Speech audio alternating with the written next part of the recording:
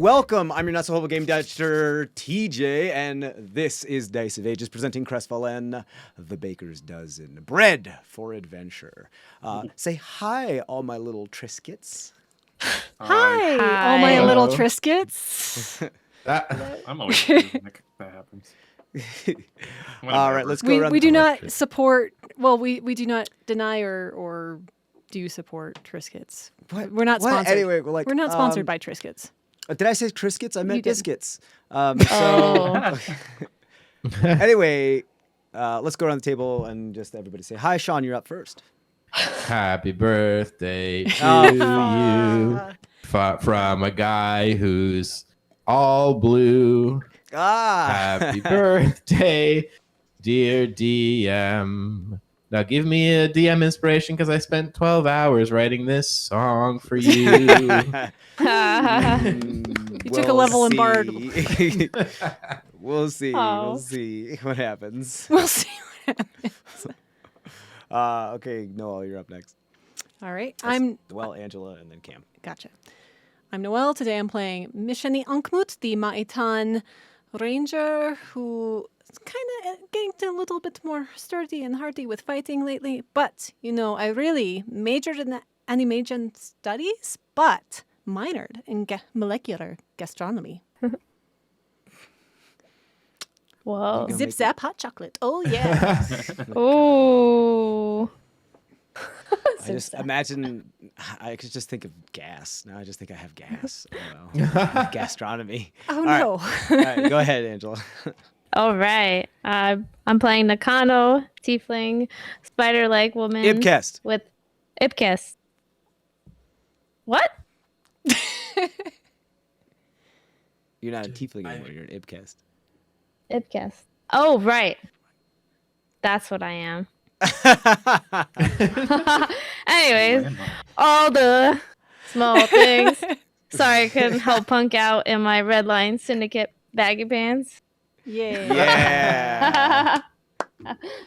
Right. We said you had like parachute pants on now. Yeah. That's Oh, cool. that's actually another thing. You're wearing a breastplate because you got it from a lieutenant. And Oh, really? You are not proficient in medium armor. So almost everything you do is at disadvantage right now. No, it's not disadvantage. Yeah, if you're not proficient in armor. Oh, okay.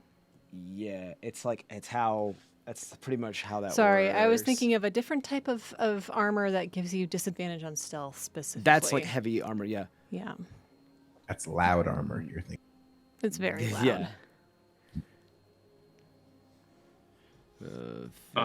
Go ahead, Cam. Yeah, go ahead. I play Scoop Crinkle, Cleric of the Tempest, and since it's TJ's birthday, I thought I would sing.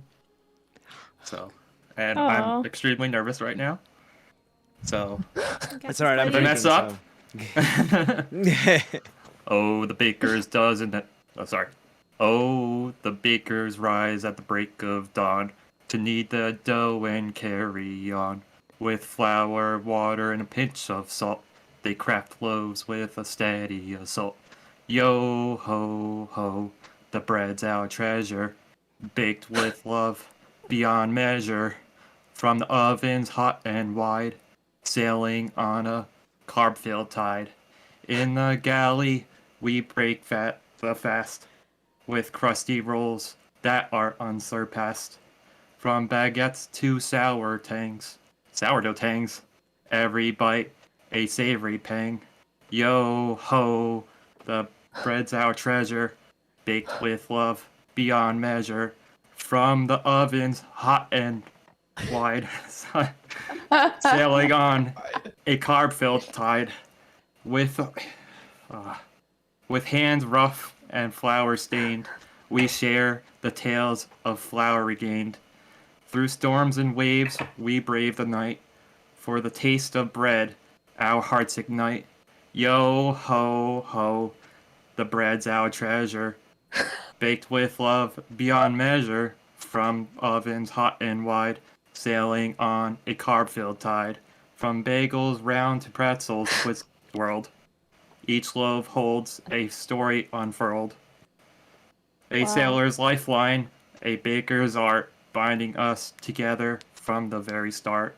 Yo ho, the bread's our treasure, baked with love beyond measure, from the ovens hot and wide, sailing on a carb-filled tide. When the voyage ends, we make landfall. We break bread, one and all. Rise a toast with crumbs in the air. The taste of victory beyond compare. Yo ho ho, the bread's our treasure, baked with love beyond measure. From the ovens hot and wide, sailing on a carb-filled tide. So here's to the bakers, brave and true, who keep us fueled with bread anew. In this seafaring life we lead, bread's the bond we all need. Yo ho ho. The bread's our treasure, baked with love beyond measure. From the ovens hot and wide, sailing on a carb-filled tide. My God. Yeah! Whoa! Yo, those 5 fucking verses. Yeah. Okay, All right, Bob Give him the Dylan. DM. Give him the DM. Yeah, Yo, you got you it. got a You DM got inspiration. it. Yeah. Absolutely. You know what? I Fuck am- it. Take 2. Yeah, Take 2. That was Next- amazing. Wow. Next Oh, session. man. Can you? You guys, go ahead. You got a lot. Can you to rap it? fucking... Can you rap it? I think you have Yo to. ho, the baker's Yo, time. Yo ho, baker's time. We should all do like a verse in it. We should. Oh my god. This would be There are- amazing. Yeah, was incredible. Cam, send me the lyrics. We can make that, That was like our really break good, song. dude. Send me Like- I'm all gonna of write that. a beat. I'm gonna write a beat for this. Yes. Yeah, that'd be great. We can all work on something that we can make that our original song. theme That'd be great. Fuck it, we could put it in the video that we're There you working on. go. That'd be a lot of fun. Yeah. Awesome. Incredible. Yeah, throw that in the Very cool. the baker's chat or whatever. All right. Well, I'll see you guys next Oh. week. That was Yeah. I know, right? Like, how do you follow that act up? It's that's amazing, dude. I'm still a little shaky. Yeah. Nice job, That dude. was That was great. amazing. Yeah. I really liked all the things a sailor needs or something. The Oh, double entendre with that. That was good. That was really I like the oven hot and wide. Yeah. That was I like I the like crumbs. the innuendo there. That was amazing. yeah, I'm retiring. I think. Yeah. So mean- go ahead and take 2 big old world inspirations for that one. That was Nice. amazing. All right. Great. So on that note, I mean, I can't do better than that. So I mean, I think we might just be done for the day. Yeah. See you guys Well, thanks next for joining time. us, guys. Yeah. Peace. No, you got to do one now. You do Captain I gotta do Hurt. one. Or Captain Avery. You always got to do one now. Gotta get one done. Oh, the private isle. Yeah. Oh, my Beloved beloved isle. isle. Her oven may be hot and wide, and so, I feel that's not. a but my compliment. tentacle arm does know her stride. As it wiggles The and fruit squiggles of love is along the her fruit of my sands. my pleasure. And I don't know. As it wiggles and squiggles along her sands, I know what to do with these rubber bands. Oh. Captain Avery's not as good of a He's a king. lyricist. No. Yeah. I mean, he has. We had. I mean, it is technically canon that we are supposed to have a orgy night for Captain Avery. I Oh yeah, think, we right? told him we would do that, didn't we? Oh no. Yeah. Maybe if we just get into port and just let him go out and have an orgy. Don't night let Captain with- Avery meet your parents. No. We'll just do it in complete darkness, and we'll tell him that it's happening. It's telling that it's happening. It's happening. It's happening. Oh, it's so good. Everything's great. Can't you see Wow, it? it's so good. Wow. So- all the so good. juices. So wet. All the juice. So moist. So juice. It's hot. So juicy. So juice. Talk about juicy Oh seafood. man. Okay. Right. So the game. That's why we're here, right? Huh? Oh yeah. All right. So you guys want to play a game? Yeah. Yeah. Okay. Cool. Okay. Great. Wonderful. All right. Well, without further ado, then let's get into the recap of the previous session. I'll pause this and we will get going on that. So, the crack of a gunshot and a false start to a long deck revolution is assuaged with a well-timed lightning strike from a scoop. The baker's dozen tries to conceal the true intentions of the assault from a group of investigative Red Lion Syndicate members on the morn of the 40th of Hylock. Hidden in the garden hedges, Tammy persuades his father to wait for a more apt opportunity to resist, soon learning of his father's clandestine past. Misheni constructs an impromptu weather vane science experiment for her concocted zip-zap hot chocolate and is aided by Nakano's mastery of puppeteering from the shadows. With a flashing of the Maitan's Animajin insignia, while Tammy feigns his dissatisfaction as a Coco customer, the incredulous crimson-robed mercenaries finally return to their morally questionable activities. The group saunters back to the Grounder estate to discuss next steps by the open hearth. Tammy shares that he has been invited to meet with Lady Ehrenbach, only to discover, through his parents' sordid connections, that he should be cautious of the ruthless elven house leader. Still anxious to rid their seaside village of the Red Lion Syndicate, Mima plans a girls' night out with Nakano and Misheni. They deign to tactfully infiltrate and assassinate sleeping mercenaries within the tower's construction site. To prepare for the venture, the women rest as the men break bread and discuss politics for the remainder of the day. The old man divulges his former smuggling operation involvement with the Noxetra in a private conversation. No Fret confides in Tammy that the Grounder matriarch is showing signs of a dangerous fever, but hopes that a rare restorative wine may be a curative. As night creeps in over the harbor town, the feminine trio sneak into the shadows. Along the way, they are met by a cautious and well-armed Noxetra Nomus ally of Mima's, who only goes by the moniker Them. Finally arriving within their quarry's lair via a lofted window, Nakana and Misheni realize that Mima's ambitions for a satisfying girls' night out may have been a tad overzealous. Hundreds of slumbering Red Lion Syndicate members and slaves portend a near impossible endeavor for the four. Now, let's get back to the action. Welcome back to CrestVahllen.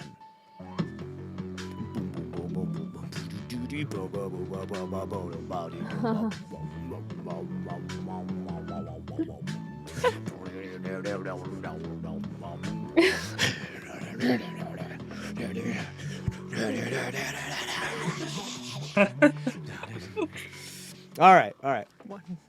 So now let's get into it. So I think actually what we're going to end up doing here is less of. Oh well, there we go. The music should be. There we go. First things first, we're actually going to check in with the boys back at the Grounder estate, or the Grounder homestead, we'll say. You all have found that I believe you guys were currently baking bread as well with him, like you putting some of the materials together, letting the yeast rise. It's nice and warm. It is night. The sun has set. It is evening. The whole house smells of that nice warm yeast kind of aroma, and it's also added to by the fact that there is some ale there as well, so that nice kind of yeasty smell kind of permeates throughout. You, Tammy, and a scoop, and I believe you're the only two here. Hurt didn't come with you. No. Nobody else did. Have a moment to yourselves. Weren't we with his dad? Yeah, that's what I meant. Like with him. Okay. With Mr. Grounder. His name is No Fret Grounder. You guys had all kind of sat down for a moment while things continued baking. You all had some warm ale with you, we'll say. And No Fret kind of got to a somber point with Tammy while a scoop was going to check on the bread and everything. That No Fret divulged that information that his wife and your mother is is ill. How do you take this info? It's kind of like the 5 stages of grief. I guess I'm a little bit like in denial. Like I hear it and I recognize it, but I also don't. I'm like, oh, we'll cure it. That's fine. We'll get the medicine that she needs. Just kind of feel like being matter of fact about it, kind of treating it as just a regular disease. As far as I'm concerned, it is. Sure. And you kind of like say those concerns. We're like, oh, we'll take care of it. It'll be fine. She'll be fine. Everything's gonna be fine. It'll be fine. We'll fix it. Everything can be fixed. It's fine. Do we know what this disease is yet? And you can see what he looks at you. Scoop, you haven't been in the room yet. You weren't in the room when they talked about it. It was kind of a private moment. But you can enter at any moment if you like for dramatic effect. So you see your father make eye contact with you, like level his gaze with you very intensely. And he holds your gaze for a moment, to the moment right where it begins to become uncomfortable before his eyes kind of shift to the side for a little bit. And then he nods.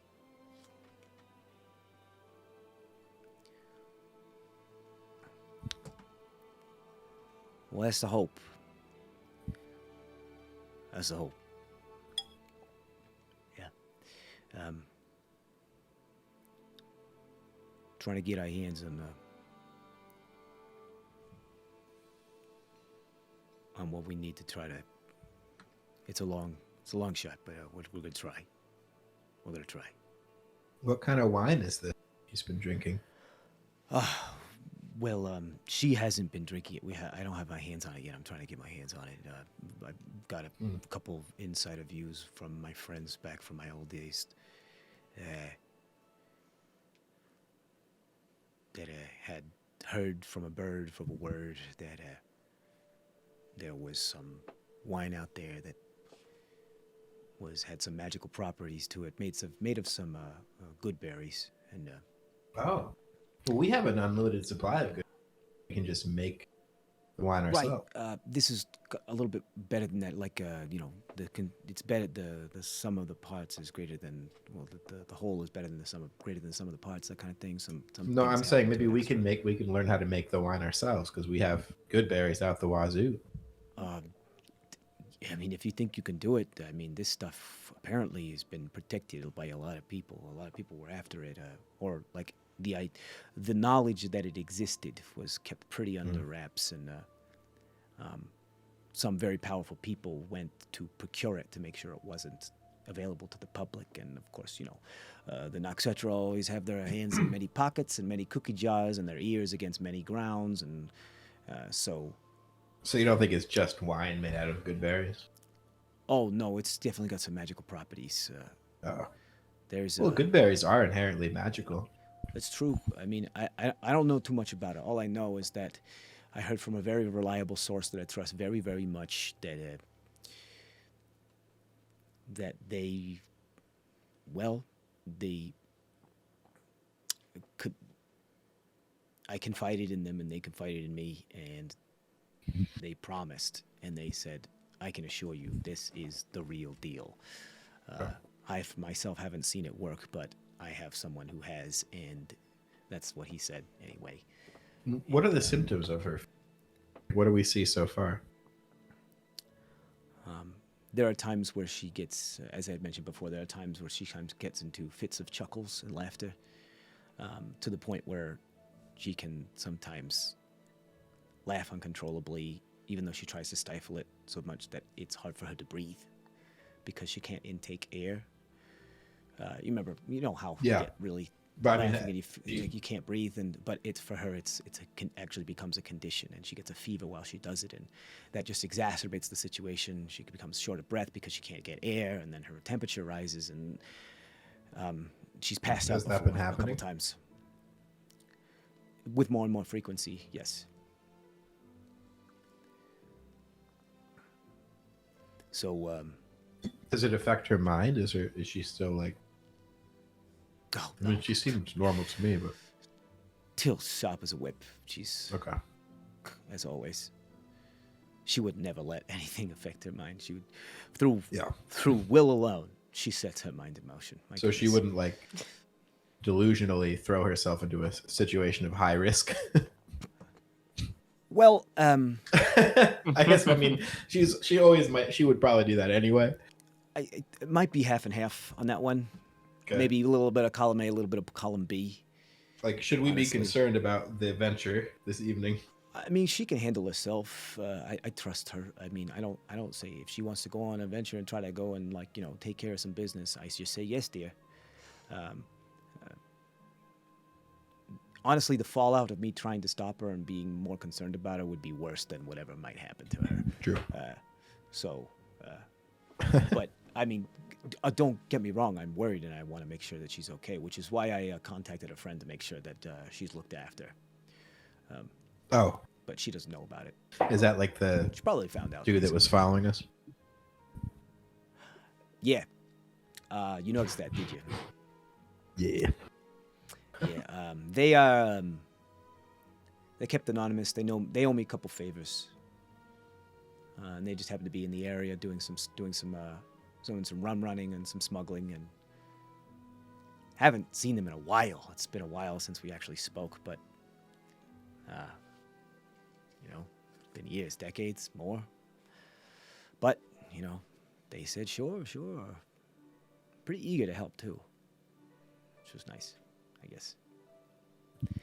So, Well, and I we've trust been them. traveling all around, so I mean, hopefully, I'll do research on this fever, and I'm sure there's other things we can try too besides just this wine. Yeah, we can try. It actually shouldn't really. I mean, I'll be honest. I don't know a whole lot about it, but I've tried to scour some of the local texts that we have here in our like small little bookstore and our little, as much history that we have. Try to get some more information from out of town and try to do so without her finding out too much. Because if she realized I was making a big deal out of it, she would not have a good time. I wouldn't be. She'd yell at me. She's proud to a fault sometimes. But anyway, for what I've been able to find out is that it's actually pretty rare for at least people of what you used to be, persuasion to get this type of affliction. It's more, it affects more of cold-blooded races than us. Or, well, not necessarily cold-blooded, more, I would say, of the reptilian persuasion races, those types of things. Like me? Yeah. Yeah, exactly. People like you. I mean, what are you, a big kobold dragon person thing? Yeah, something like that. Dragon person. Dragon person, right? Cool. Yeah. Yeah, that's from what I was reading. It's some of these are myth books, but from what I was reading, yeah, it seems to have been an epidemic, a pandemic to those types of people.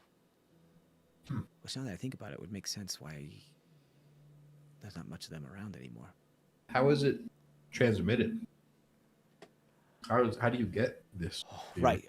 So from what I know, again, very little information. A lot of this stuff is secondhand, and a lot of this stuff is written in this weird narrative. It's not really documented in medical terminology. Again, not really something I totally understand, but if you hear them laughing, you could get it. So, I mean, I've heard it many times that I'm okay, so probably has something to do with that kind of natural immunity, that it doesn't affect us as much. But, oh, right, you're here now.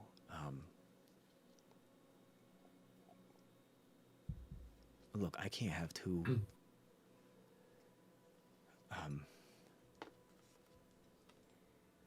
Maybe it's not best for you to be here, kiddo. Well, maybe I'll just get some earplugs. I'm sure that maybe that'll work. I don't know. Or maybe It's scary. I don't know enough about it. I'm not a. She was one of the field medics. She was Actually, She was old. Her old Noxatra name was Sawbones. So I think with my that's why magic, she's I got should those be able butcher to knives. silence. Just too Oh, loud. like magical silence and stuff like that. Wow, you I really, think I should be able to do that. you're I gotta say, kid. I mean, don't be too impressed. It all just kind of happened. I didn't like yeah, I mean, well, practice. I mean, your mother and I we were more martial prowess. We never really got into the whole magic thing. We've ran with a couple kooks that did magic, and I loved a couple tunes that did that type of thing. But you know, that's a long time ago, and you know, we were kind of hoping we would spare you from that type of stuff. We wanted you to just live a quiet life, but you wanted to go out on an adventure, and we wanted to support you. So Oh, actually, maybe I can't do that. don't worry about it. Then maybe just You just can't be do careful. what, Cameron? Oh, I thought. Hey there. How's the bread? It's good. It's good. Cool. Can you now make we're gonna go. loud things quiet, the scoop? You talking silence? Yeah. Yes. Oh, Hey. see, can Sure. I mean, I don't have it, prepared with me today, but maybe tomorrow. Or that might be something that is helpful to have. Sure. Okay. All right. That Why do you sounds need like it? a Oh, plan. Why don't you sit down and we'll talk about it a little bit more. All right. And now we're gonna go over to what's happening in the construction site with the rest of you guys. Cool. If I remember correctly, Nakano and Misheni and Mima you had just felled a lieutenant. Nakano had put the lieutenant's armor on. Now that you have Nakano, you have a breastplate on. A breastplate is, I believe, Medium. it's medium armor, and it's 14 plus your dexterity to a max of 2. So you have a what? A +3 to dexterity? Or something like that? +4. Okay, well, the breastplate only gives you a maximum of +2 to dexterity. You can't get any more. I mean, your stats are fine, but it's for the AC is concerned. So your AC is currently 16. Yeah, so it's +2. Right. So a breastplate will give you 14. It makes your AC 14, and then plus your dexterity to a maximum of +2. So like you can only be like 16. So because even though you have a +4 to dexterity, only 2 of it actually counts to give you an AC. So you have an AC right now of 16. But you're also not, as the roguish individual that you are not proficient in medium armor. So while you're wearing this, although you are disguised, you do have disadvantage on any ability check, saving throw, or attack roll that involves strength or dexterity, and you can't cast spells. So you can't use your web. Yeah. Well, technically, That seems it's not. harsh. That is. Yeah, we'll count it. Yeah. That's how it works. It's pretty much saying like you don't know how to maneuver or move around or exist in this armor. It's like every time you move it like nicks you, you get pinched, like it's too heavy for you, that type of thing. It's definitely not fitted to you. It's too big. Like it's trying to walk around with wearing a cardboard box and fight and do anything wearing a stiff cardboard box. Can I take it off? You can if you'd like to. That would kind of Yeah. remove most of your disguise, if that's what you're trying to do.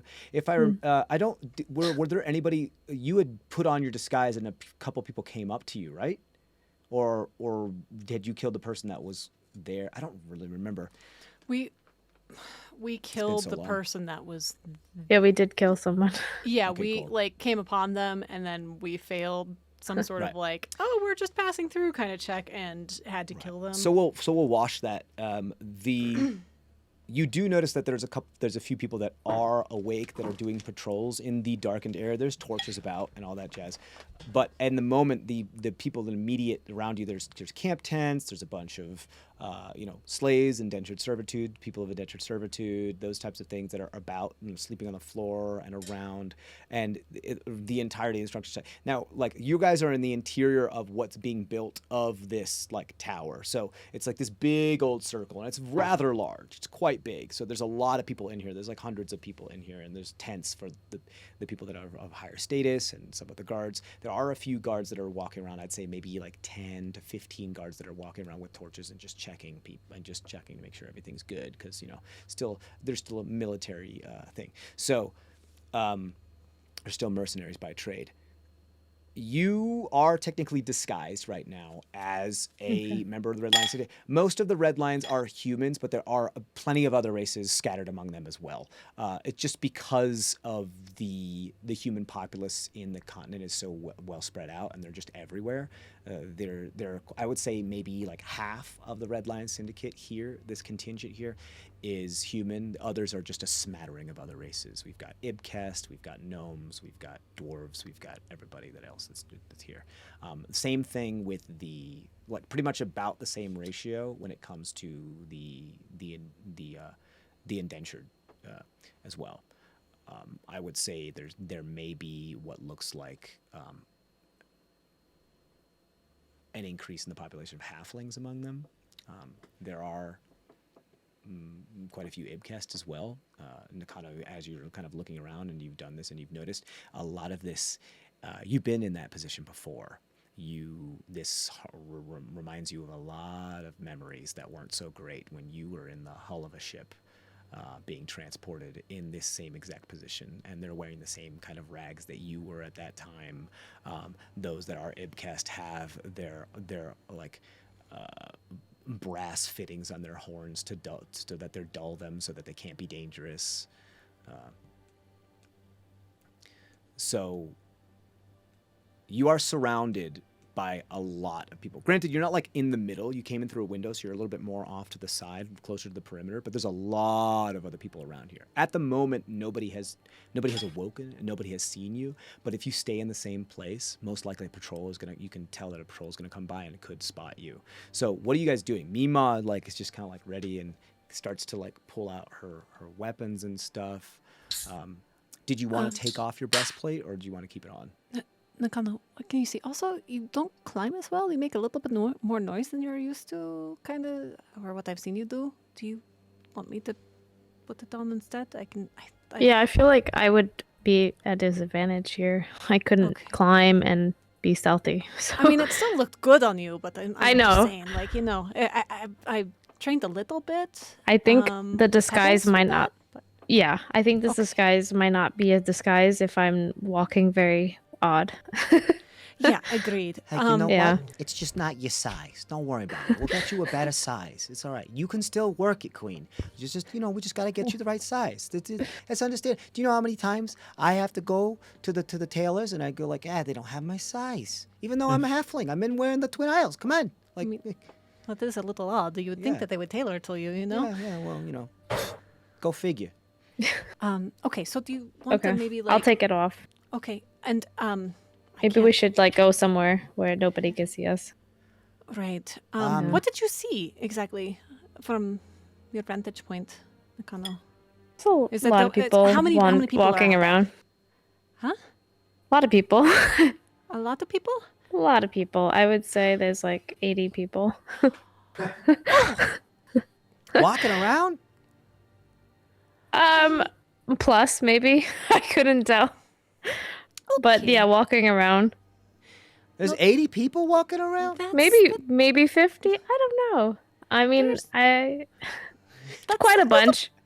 I love how Nakano is like not good with numbers. I was kind of expecting like 10. She's very intelligent. 10 max, you know? Like I felt like, okay, we can take out these guys there's only 10 of us. Also, I'm whispering right now. Sorry. I'm being a little loud. Okay.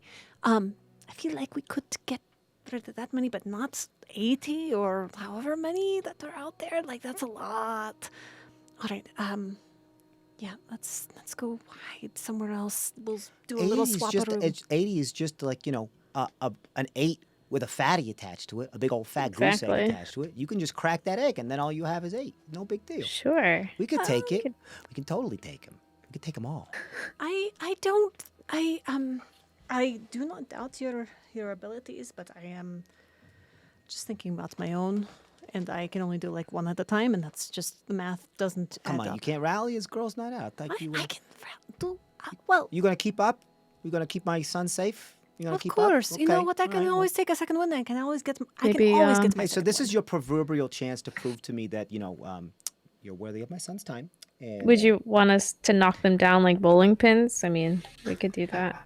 There's or how if you were Looks saying to me like a lot of them are still asleep. okay, so if there's, I feel like we may be able to do either like very surgical type of subterfuge, like we take out like the head guy, or We slit a couple carotid arteries while they're sleeping, yeah, and we just exactly. keep All going. you need Maybe, is a yeah. nice little Right, yeah. scalpel. It's fine. But or we do something where it's like we cause dissent in the whole ranks, and it's a little more subterfuge because I am a little worried about the odds. Like maybe we do some sort of poison, or we take away all the money, since these guys are like, mercenaries, and they really value money. So I don't. Or we kidnap the guy. I don't know. What do you? The head honcho could be kind of fun. You could torture him, Mima.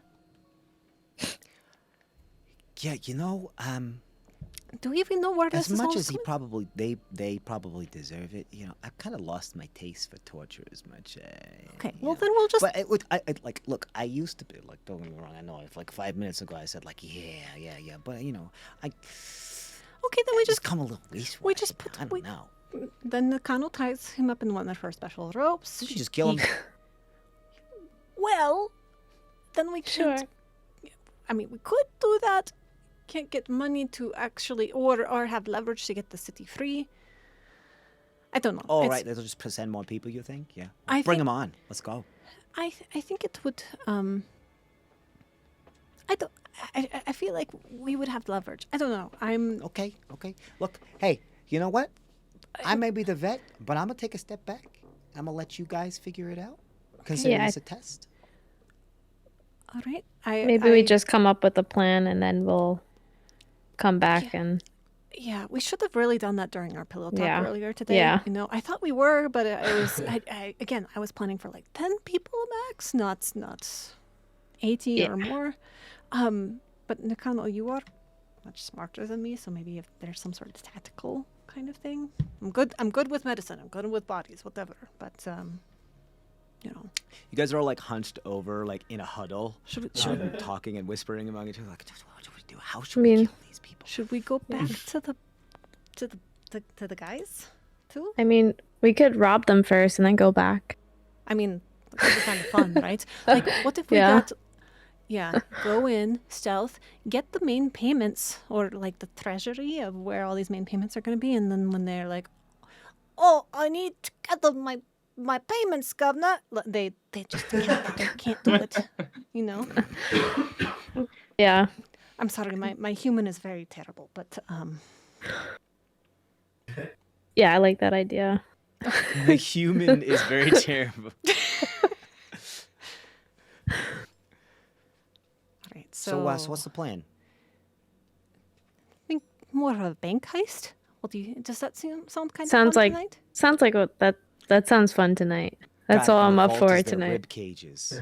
And we heist their hearts from their rib cages. Only if we need to.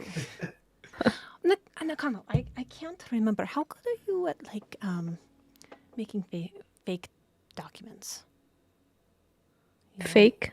Yeah, because I'm wondering if I have to like show identity. Like if I'm gonna be dressed up as this super fancy lieutenant, if I need some sort of, kind of like how I flashed my badge earlier today. If I need to do the same thing but with a fake ID to be like, oh yes, I need to get into the treasury to make sure that all the payments are there. Are you okay with that sort of thing, or? Level 8, right? I'm at level 8, yeah. Yeah. Am I It's- back? Am I You good? get it. At ninth, so it's really funny. At ninth level, you get an ability where you can forge documents and get a second identity, like really, really, really well. But that's next level. Damn, so close. Well, maybe. But I would say, for flavor purposes, you probably are better than anybody else in this group, unless Mima has, experience in that. Mima like a level 20 fighter or something. Like she seems really confident. I might as well start practicing now. All right. I mean, I can try it. Like, if we run into trouble, then... So cool. Mima will produce some vellum, some paper, and some parchment. Go like, yeah, I get this stuff. Just keep this with me in case I need to make a blood oath on the spot. Okay. Go ahead. Whatever it is you need to do. So you guys attempt to forge documents in a huddle, surrounded by sleeping people, while patrols are running around in the middle of a construction site of the Red Lion Syndicate. Correct? Yep.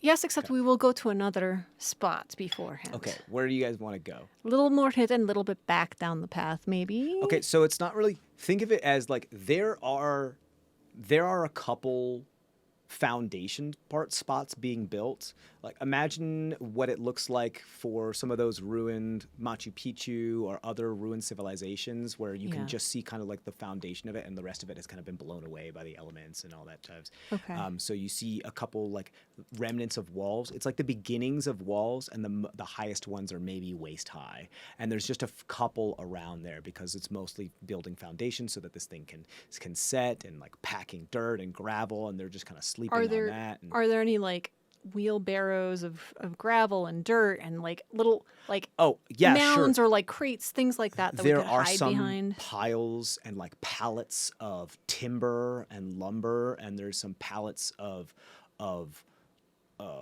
not like pallets, but there are some large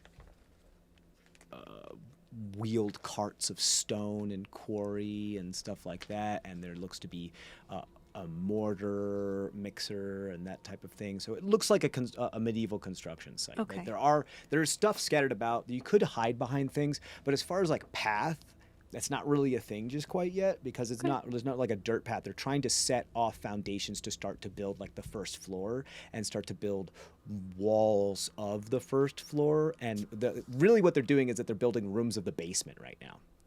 Technically, like, which is why, like, when you came in through the window, it actually goes lower than the just a bit lower than the ground outside, and it's been like packed, and a couple things have been built there. And so think of it, like the old Colosseum in Rome, and how you can now see all the stuff that was below it. And it's big circle. It's larger than the Colosseum. The tower is more of a circumference than the Colosseum. It is huge. It is very, very, very big. But it kind of looks like that. You get to see all like kind of the labyrinth thing, but it's not as labyrinthine. It's a little bit more open because it's still under construction. There are some walls to hide behind as far as path. It's like moving from room to room in a building, but there's not many rooms still. Most of it is open floor plan still. Okay. Maybe we can hide behind some of these things every once in a while if you need some extra light. Actually, no, you can see in the dark. What am I thinking? That's IPCast 101. How can I forget that course? You can see in the dark, you're fine then. Yeah, I can see in the dark too. I think it's great. I'm so happy for both of you. It's all right. Let me get that. There you go. Thanks. All right, so maybe we still hide. Maybe I can be on watch out while you guys do that, and then we get the document signed, we get ready. Sure, you guys want to move. So it is. There are some spots that are like waist high that are moving around, and because of the angle of where you are and the way you look, you can't always see what's on the other side of those. So moving about, you risk you take the risk of possibly stepping on a sleeping person. Like that type of thing. There are some tents throughout. It's mostly open floor plan, but there are little walls. Like you can't get a view of everything unless you went up. And that's what Nakano did. She went up and she got to see more of what was going on, and she was able to see the people moving about kind of through this labyrinth-ish, most kind of with torches, and you can see the glow of the light throughout, and you can see the torches moving throughout and that type of thing. But because of that light, it kind of, your eyes have to adjust, and it's hard to see what's down on the floor that's in like pitch black, that type of thing, that's near you. So it's kind of like a minefield that you guys are moving about. Any type of movement in this area is going to be difficult because you have to like tiptoe across. Imagine like an auditorium full of a bunch of like locked in kids for a sleepover, and it's like packed from wall to wall, that type of thing, and you have to not step on somebody when you have to go to the bathroom. That's what movement is here. Like Okay. there's no aisles. Everybody's just sprawled out. Yeah. Sure. Just as a reminder, I'm still concentrating on super sneaky spell that gives Yeah, us sure. a little extra. Absolutely. So just What that everybody- does, you don't make any noise when you step, and you don't leave any tracks when you move. and mechanically a +10 taste. Yes. Yeah. So you guys said you wanted to move, correct? Yeah. Yeah, maybe opportune time. So you guys, if you imagine like the circumference being like this, a big circle, I'll say like the window you came in through is like up near like the northeast side of this circle, and you came in and you're just a little bit in. You're closer to the perimeter than you are in the center or any of the other sides. Where would you like to go? What do you think, Nakano? Do you want to go like which way do you want to go? Is it possible to go up? Like upscale the wall? You and I could. Yeah, I think we You could do can. that. The wall, the outer perimeter of the wall does go up more than any of the other interior walls have been built. Like I said, it was about like 2 or 3 stories at most before, but there are parts where it hasn't been built up as much because it's still in construction. So there's like goes down and and it's all kind of jagged and weird. And there are positions to do that, but you can't consistently stay at a certain altitude to move around. Oh, okay. Like you can like, because just there are parts of it that just haven't built up to the 3rd floor yet and have only built up to the 1st floor, that type of thing. And then it goes up and then it comes down again and then it goes up because it's still in construction. So, and there's some scaffolding about. You can climb it. You can. You would have to go back towards the edge and climb up again. Okay. We could do that. I mean, what if But clinging to a wall and forging documents is not something I think. No, would be I don't very think I could. possible. okay. Maybe Nakano could because she has 4 limbs that could just hold on, and then she has her entire body left to do it by herself. But Yeah, but I mean, I could still get up there and still provide cover if need be. crank it and yank it. Mima, what if you like pretend to be one of the sleeping Red Lion Syndicate? You pull over like a cloak, you kind of just hide your head so only your hair is visible, that kind of thing. You want me to be a greaser? Sure. Sure, I can do that. Beautiful. Yeah. Yeah. Yeah. I've All done right. this before. I'll just pretend to be a sleeper agent down on the ground, and I will give you cover from above in case something goes wonky. Do you want me to go? So we're splitting up. You want me to go somewhere? What I think we're. You just want to go up into that little area, Nakano, a little safer, like. Yeah. Okay. So I think we're gonna both go up there. Nakano will do some writing. I'll just kind of hold on and keep an eye out, and I can get anybody with my chakram, if need be. Okay, cool. She takes the cape off of the dead lieutenant that you've kind of covered up with in his bedroll and sleeping thing, and cuts a hole in it and puts it on like a poncho, greases her hair back, and just leans up against one of the walls and like. Man, I've got a lot to learn from you. All right. I'll wait here for your orders. I'll make sure I'm looking at you, so if you want to talk to me, non-verbally, you know how to do that. Yeah, okay, cool.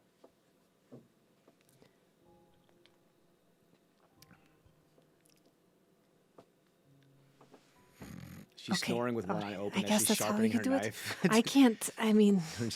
All right. Shall we go, Nakano? Let's do it. Okay, yeah. Okay, So you guys skitter back to the edge and try to go back up onto the wall. Both of you roll stealth check for me, please. And this is just how I am mechanically representing you not stepping anybody trying to get to that position. So. Whatever you roll plus your stealth bonus plus 10. Right. And you are not at disadvantage now, Nakano, because No. you and I switched. Yeah. Do you have proficient in medium? I am. Okay, cool. So yours is 16 plus 2, I guess. Or 14 plus 2, so you're 16. Right. Yeah. That was the highest you could get Yeah, would be 16. yeah. What'd you get for your stealth? Nat 20. So Oh, Wow. what is that, like 36? 38. 38. Absolutely insane. Nakana, what'd you get? 30. 30. But also super insane. Like, Yeah. Poof. That's pretty amazing. So it's pretty great. Both of you are very acrobatic individuals. Nakano says, "This is stupid. I'm not walking on my feet," and she just rises like Doc Ock on all of her formed spidery limbs because they have like the smallest amount of surface area that they have to touch the ground in order for her to walk, and she just silently skitters Doc Ock style up to the wall before, again, like her body stays like a gyroscope, fully straight up as the spidery limbs then grab onto the wall and just bring her up. And she just stays at the same geometric orientation as she does that. And Mishani, you just do this beautiful like Tai Chi acrobatic,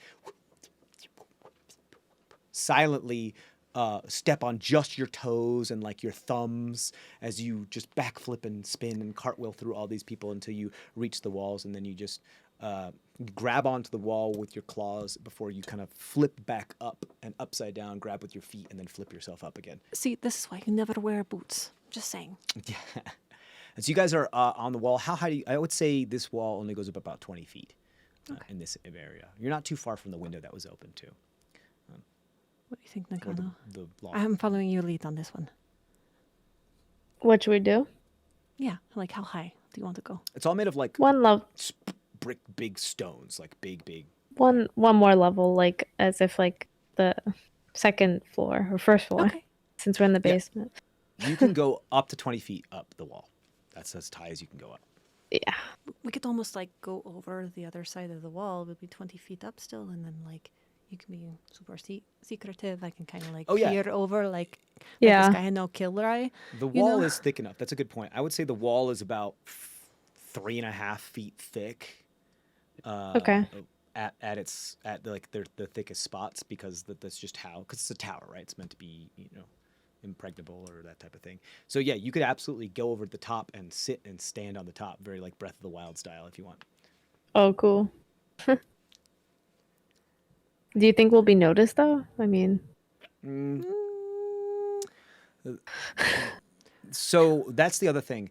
At the moment, the reason why it's so dark and not as dark outside of the tower, but pretty dark within the tower is because the walls go up a certain height and they kind of move about and they're very high. yeah, maybe as like far as how they within go. like, yeah, we'll sit like. There- So the light, there is a nice amount of moonlight outside of it, but the moon is closer to the horizon rather than high up in the sky right now, or at least one of the moons, one of the 3 moons. What Actually, color is the stone? The stone is like gray. Imagine it like just big old, like rectangle boulder medieval castle stone. Perfect. If you want to, I can turn it to Oops. the blue side of my cloak, and we can kind of look a little like almost like just a little bit off-colored stone. Kind of hide under the Yeah. cloak a little bit. Okay. Let's Okay, do it. I like that. Oops. Okay. There we go. So it is the 40th. 40th of Hylock. Yeah, so all 3 moons, there's a first quarter moon, a waxing gibbous, and a waxing crescent up in the sky. And they're all kind of in a bit of like a bump, bump, bump, kind of like the 3 pyramids of Giza kind of style, closer to the horizon. Because it is now getting into winter and getting away from fall, the planet tilts a little bit more and they end up more on the horizon than they do up in the sky. So especially this kind of night. They move about, sometimes they throw up. But so because of the walls of the thing, the light from the moon is not really, most of it is shadow being cast on the interior of the tower rather than there's not really any moonlight that's getting in there, which is why it's so dark in there. But outside, because the moon is like that way, if you guys were to be up on top, you would be kind of silhouetted, very like Batman style. That's why you know we're what I hiding mean? under the cloak. Okay, That's Okay, on the to blue look side like- of the cloak, so it right, looks Lord like of the sto- Rings, invisible style, look like a piece of the stone. You got it. Yeah, absolutely. Yeah, you can do that. The cloak is It's blue on one side and green on the other, so the blue would be just a little bit off-colored, and the blue in with the white in the moonlight. moonlight. Yeah, it would Wow. look. Yeah, you could absolutely. Yeah, you know what? I would say, go ahead and roll another stealth check at advantage for that.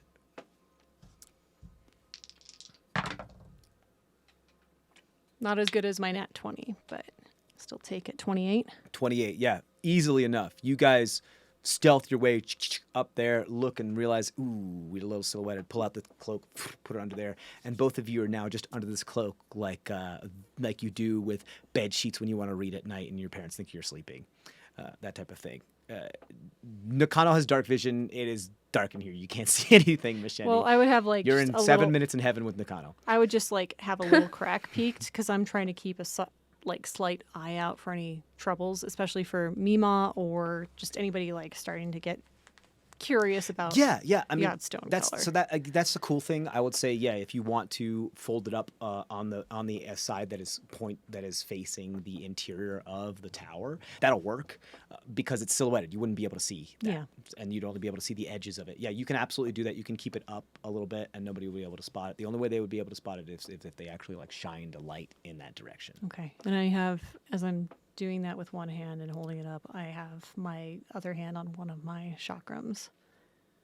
Okay, cool. Ready to Ready do to whatever go, it is if you need to do. anything. Yeah. Absolutely. You guys are there. You do realize that you got out of there just in time as there's a patrol with a torch that passes right under you as you were crawling up the wall, and one that kind of stops there, and it looks like they stick their torch on a sconce right below you. Like, I mean directly below you, but still like 20 feet on the ground. They stick their torch in a sconce and face the wall, and it looks like they're relieving themselves and taking a break up against the wall. Nice dream. Do you say that too? I just, You whisper nice stream, and this person's like, huh, thanks.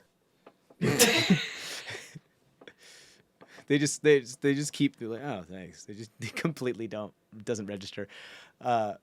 Great. So, Nakano, you can see just fine under here. Are you attempting to forge documents, and what is it you're trying to forge? Trying to forge that we're part of the Red Lion Syndicate. Okay, like so. Is there like a, I don't know, there like an identification. Identification. paper Like for- a writ of that type of thing. So, for example, only one of you right now is like dressed in Red Lion Syndicate garb. Are you trying to write something that would make you some extra sellsword hired help that the Red Lion Syndicate outsourced, that type of thing, which is one of the reasons why you're not dressed as them, that type of thing? right? Okay. Yeah. A writ of temporary employment or something like that. Right. That Sure, works. you can do that. I'll say, Nakano, also with Right. your A history. 1099, if you will. A 1099, yeah. you pull write out a this form. 1099 tax form invoice. Yeah. You literally in big letters, you write W1099. Well, you write W2 and then you realize, like, no, 1099. You absolutely do that. You can do that. Nakano, you also have, with your experience in the many years that you actually spent under the thumb of the Red Lion Syndicate, have seen your fair share of proof of purchase sale documents of like slaves and other type of thing from the Red Lion Syndicate. So you're familiar with their insignia, and you know their like stamp of approval, their wax seal, that type of thing. So you will get advantage on this forgery because your history is so intertwined with this type of thing. What I'll say is that this will be, it's up to you. You can either make this a deception or a sleight of hand check. This will take you some time, however. I would say Sleight at of the very- hand. Okay, cool. I would say at minimum 10 to 20 minutes, somewhere like 10 minutes. And depending how well you do, it could take you longer. Yeah, sleight of hand or deception. It's up to you. Okay. But you get advantage because you're familiar with how these documents work in the Red Lion Syndicate. 17. 21. 21. Great. Yeah, you do a really good job. You like within like 7 minutes, you're just. There's a moment where you have to think for what would the legalese word for it be, and one of your spider limbs comes up and just kind of like taps your cheek as you're thinking. and then you put it back down, and you're like, okay. You see how fast Nakano is writing, Misheni. You've spent some time in the Animation like institution where doctor script. You can't really read it very well. I mean, it's my own script. Yeah, exactly. So you can't really read it very well, and they write super, super fast. Nakano is a speed demon with this. She looks like a CAD printer that's just like, and she's just pulling Like the a printer. script out of nowhere. She's fully printing this onto this paper. I'm like, beautiful. I'm really tempted to figure out how to do that to myself later at some point. She has such immense dexterity, especially like fine, acute dexterity. That is there any type of what language are you writing this in? Oh. Is common a good You could pick common. Any of the languages Common. that you know would be options. and Dronki?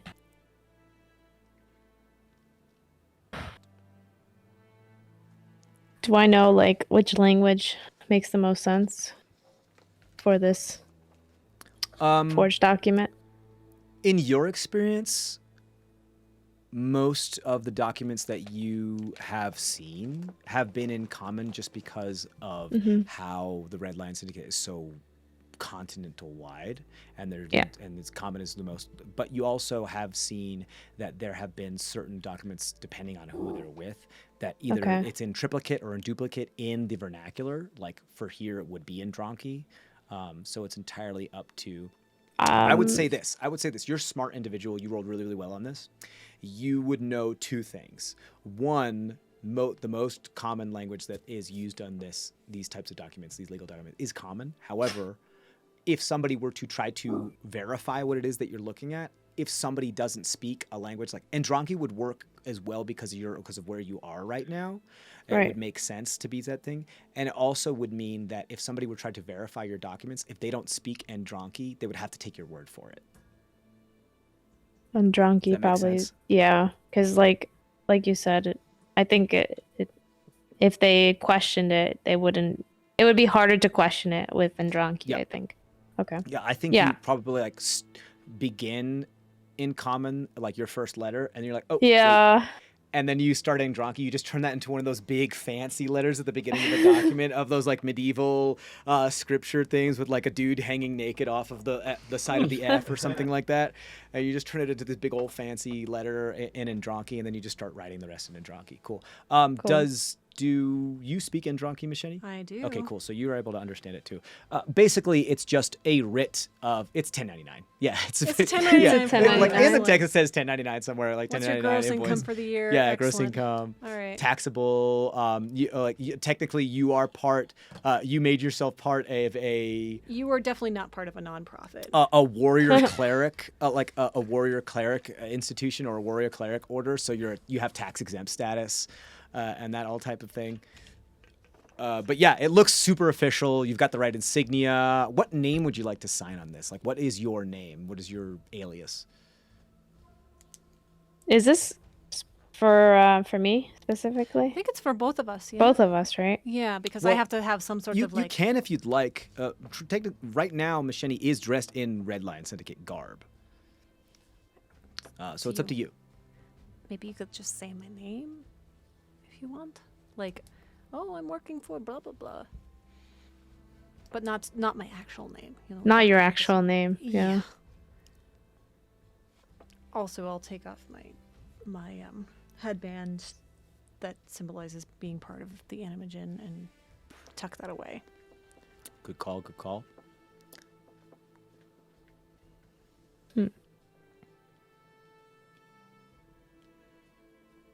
What do you think? What do you think? I'm thinking six.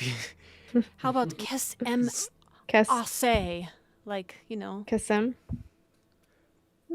like kiss my ass, but you know, like Oh. Kiss. the I love that. Like a yes. yeah. Kasemase. Kisemase. Kasemase. Kasemase. Kasemase. Perfect. Cool. Kasemase, you can put that down. Great. Is it just for you, or do you want it to be for Misheni as well? Is that a dog foot in the cake? It totally was. What? What did you see? It's you see Ramsey's like Ramsey? every once in a while, Ramsey's foot or tail just passes across the Yeah. camera. Yeah. Oh, buddy. Yeah. We can just do it for Just for you? Okay. just for me. Okay. You got it. Great. So this takes you about 7 minutes, and you've got this beautiful, nice thing. You even take a moment to take your dagger and like make a spark to char one of the edges to make it look aged. It looks really, really, really good. It's super official. You don't have any wax on you, but it looks like it's been opened. It's good.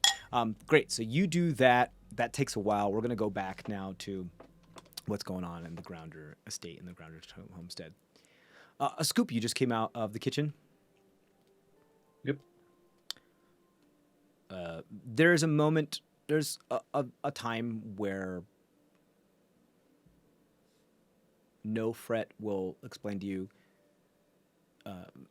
the gist of the fact that Mima might not be in the best of health, and she has an illness that spreads with laughter. And so, I mean, if you have the ability to make something silent, because in his current state, Chamron might be more susceptible to catching the contagion, that would be very helpful. Just Tamron or anyone? Well, from what I'm not a medical professional. This is all stuff that I've just been trying to research, secondhand or third hand or whatever. Is that all I know is that the people of, that what my son's current persuasion at the moment are more susceptible to this type of. In fact, like, we're not supposed to be able to catch it. Like, it's not really supposed to affect us. It doesn't happen very often, from what I know, but it's affecting her. So, but I believe that my son is most at risk should he hear her laugh. Most others doesn't affect very much. I don't know why. Again, not a scientist. Do they know if it's like? Does who know if what? I don't know. Do you know if it's like any type of magic, a category, any real details on it? It is an Sorry. illness. It's a contagious. No, it's fine. From what I know, it's a contagious illness. There is some magical properties to it. Probably maybe some curse stuff. I don't know. Again, not my really big thing, but I think it's not just like mundane, not just biological, that type of thing. You cut out right there at the end. It's not just biological, from what I know. There is some other, mysticism involved with it, whether it be a curse or something else. I don't know. But I don't like. From my experience, I mean, if I cough and somebody breathes it in, you could get a cold. But I mean, I never heard of someone catching something from something laughing. So that sounds magical to me.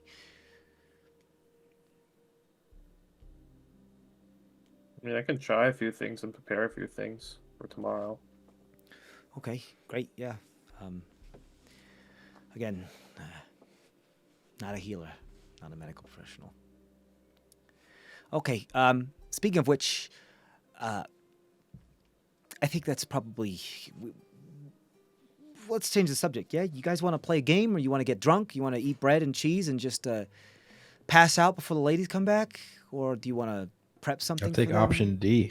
All of the above. That sound okay. Great. I'm gonna tap another keg then, and we're gonna really get down to it. Yeah. Let's start the fire. Let's get drunk.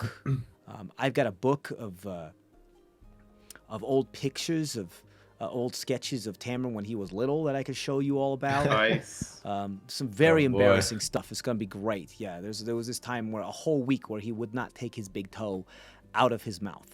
You know how some kids suck on his thum? He would Actually, suck on his toe thumb. Like, oh, It the tastes whole pretty good, you know? I don't I even mean, know it tasted Tamron. pretty good. I wouldn't know any. I wouldn't, I mean, I don't know what it tastes like now. But Son, that pride is a little waning at the moment. Is there actually pictures of Tamron like on the wall, like his original There's form? some sketches. Yeah. Oh, Most of there's like one of just him and his mother, and most of the other ones that he's involved in are ones of more family, like group pictures. You want to take a look at him? Yeah, sure. Yeah. Okay. You walk up and take a look at some of the portraits. These are like, some of them are crosshatch sketches, some of them are ink sketches, some of them are like things written on napkins, and some are more like some pastels, some inks, some oils, and it looks like every once in a while when there was like a passing artist in the area, they'd drop a couple shekels and they'd be like, yeah, take a picture of us and draw something. So and there's a few. I wonder if I send to this image of you, will you still receive it? I know, like, does that make sense? Like, if I were to cast sending to this image of your previous self. You can't cast sending to an image. You can cast sending to a person who you have in your mind's eye. Like if you know their name, you know what they look like, that type of thing. That helps. You understand what? I I know understand what you you talk about. You also, as a scoop, really understand how the spell works. Is that you send it to a mind. You know, and if that whatever body that mind might be into, because it's a mental thing. It's just you hear a voice in your mind. You send it to a person. Knowing what they look like in their current state helps, because then you have a better idea as to like, because magic is weird and it's wibbly wobbly, and it helps, you know, whatever, knowing what that person looks like, knowing assets and facets of that person helps. As far as targeting and directing and make sure the spell goes off successfully. But because of how familiar you are with Tamron and you spent so much time with them, you are intimately familiar with him. So no matter, this would maybe make it, if you tried to focus on the image of when he was younger and send it to him, it would make it harder to send the spell, but your spell is going to default to what you know in your mind's eye. It's more of a subconscious thing. Because it's just you just know how the spell works. It's always gonna go to him, no matter what form he's in. Granted, thinking about that, actually roll an Arcana check, because this is a good point. Roll Arcana? Sorry. Yes, please. Ooh, almost fell off. 12. 12. You're not quite sure, but do you think, now that you think about it, there may be, if you've never met somebody before and you don't know their name and you only know what they look like, if they look like something else right now, you would have, if they were shape changed into something else, or if they became something else, it would be far more difficult to try to target them with the spell. Does that make sense? Yes. But being that you know Tamron, it's always going to go through. Okay. So, when did you take this picture, Tamron? Or at least, when was the sketch? Oh, well, that was... Quite a youngin'. Yeah, he was only about, 6 years old at that one. Oh, really? Well, Yeah. That's why he's still on his fours. He just started walking at 5, but he actually really liked being on all fours. Started walking at 5. Yeah. Man. Well, yeah. Oh, okay. You're a halfling. We mature a little slower than that's good humans to know. do. Like it's not until we're about around 25 or 30 where we're really into a young adult stage, that type of thing, and we start to really even out. So I'm still kind of a teenager. We live a lot longer. I mean, we live for a couple hundred years sometimes. same. But in your current state, I don't know. I don't know how long you live, which is, oh man. Yeah, I don't know either. Does that really affect you? What if I outlive you? What if this is a curse? What if what happened to you means that that you only live as long as these humans? What does that mean? That mean I can't do that. I don't think I could take that. I don't think my heart can take that. You being an old man when I'm still in. By then I'll be such a powerful magician that I'll live forever, and I'll make everybody that I love live forever. So it's all good. Okay. It's a little concerning But That's fine. Don't look into it. yeah, sure. I'm just gonna throw that in the vault and try to not think about it. All right, let's open up that book and see its. Oh It's yes, within yes. its So tomes. so take a look at this. So again, this is he references a whole 5-page stretch. Oh Where my it's like, God. this was the week we thought we would document it really well. One of Tamron's siblings is really good at drawing, and they were older at the time, so they did a really good job here.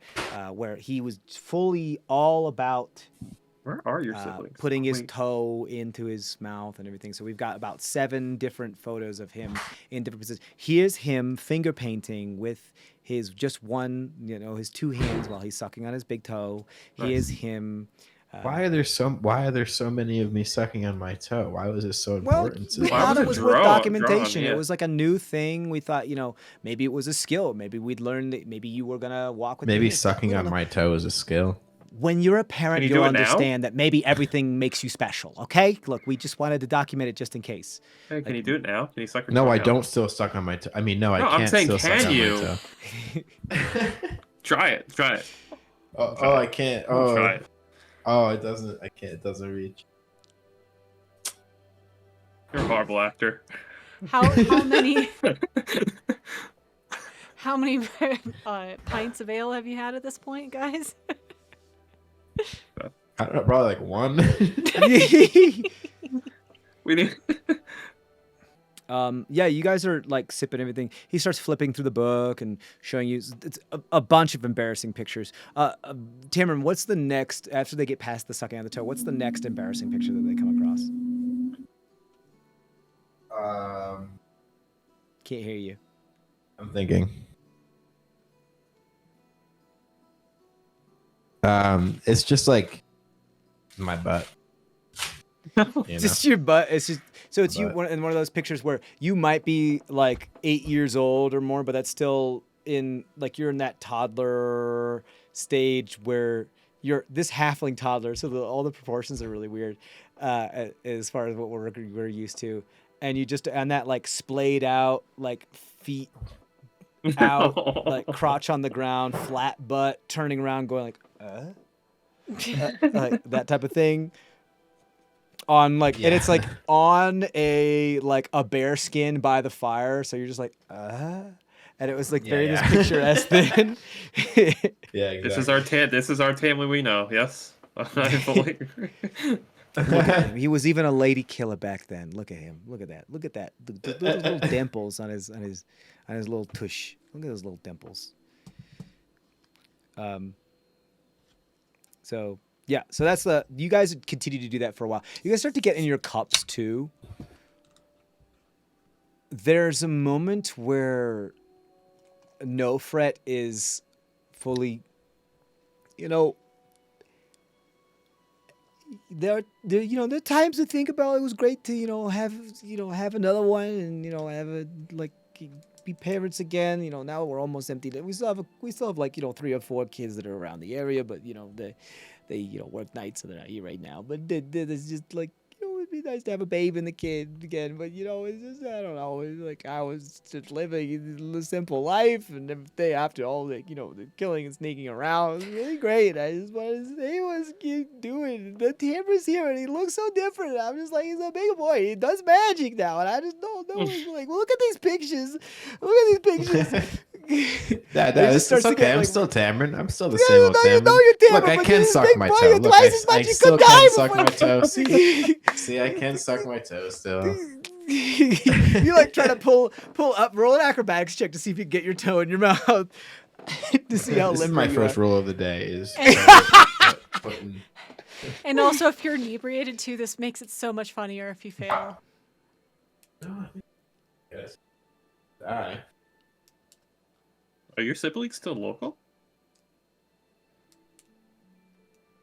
Yeah, where is everybody?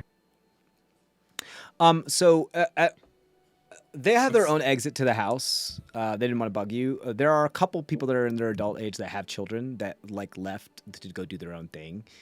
But not very many. Most of them are off doing their own lives now. There's only 2 others ish, and they have one of them has their own kid that's here. But they work nights and yada yada yada.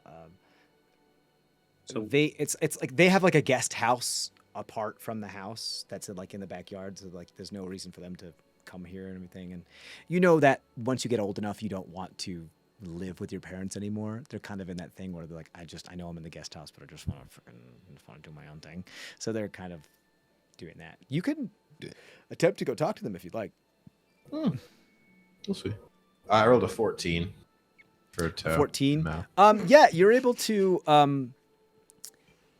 Your nails are now more like clawed and reptilian now, so it's a different thing. It's very kind of sharp to get it in there, so you have to be careful because you can just get your like claw and your toe into your mouth and everything, but you have to like hold it with your teeth onto the keratin, or otherwise you risk like perforating the inside of your cheek or like cutting your gums. You're like, look there.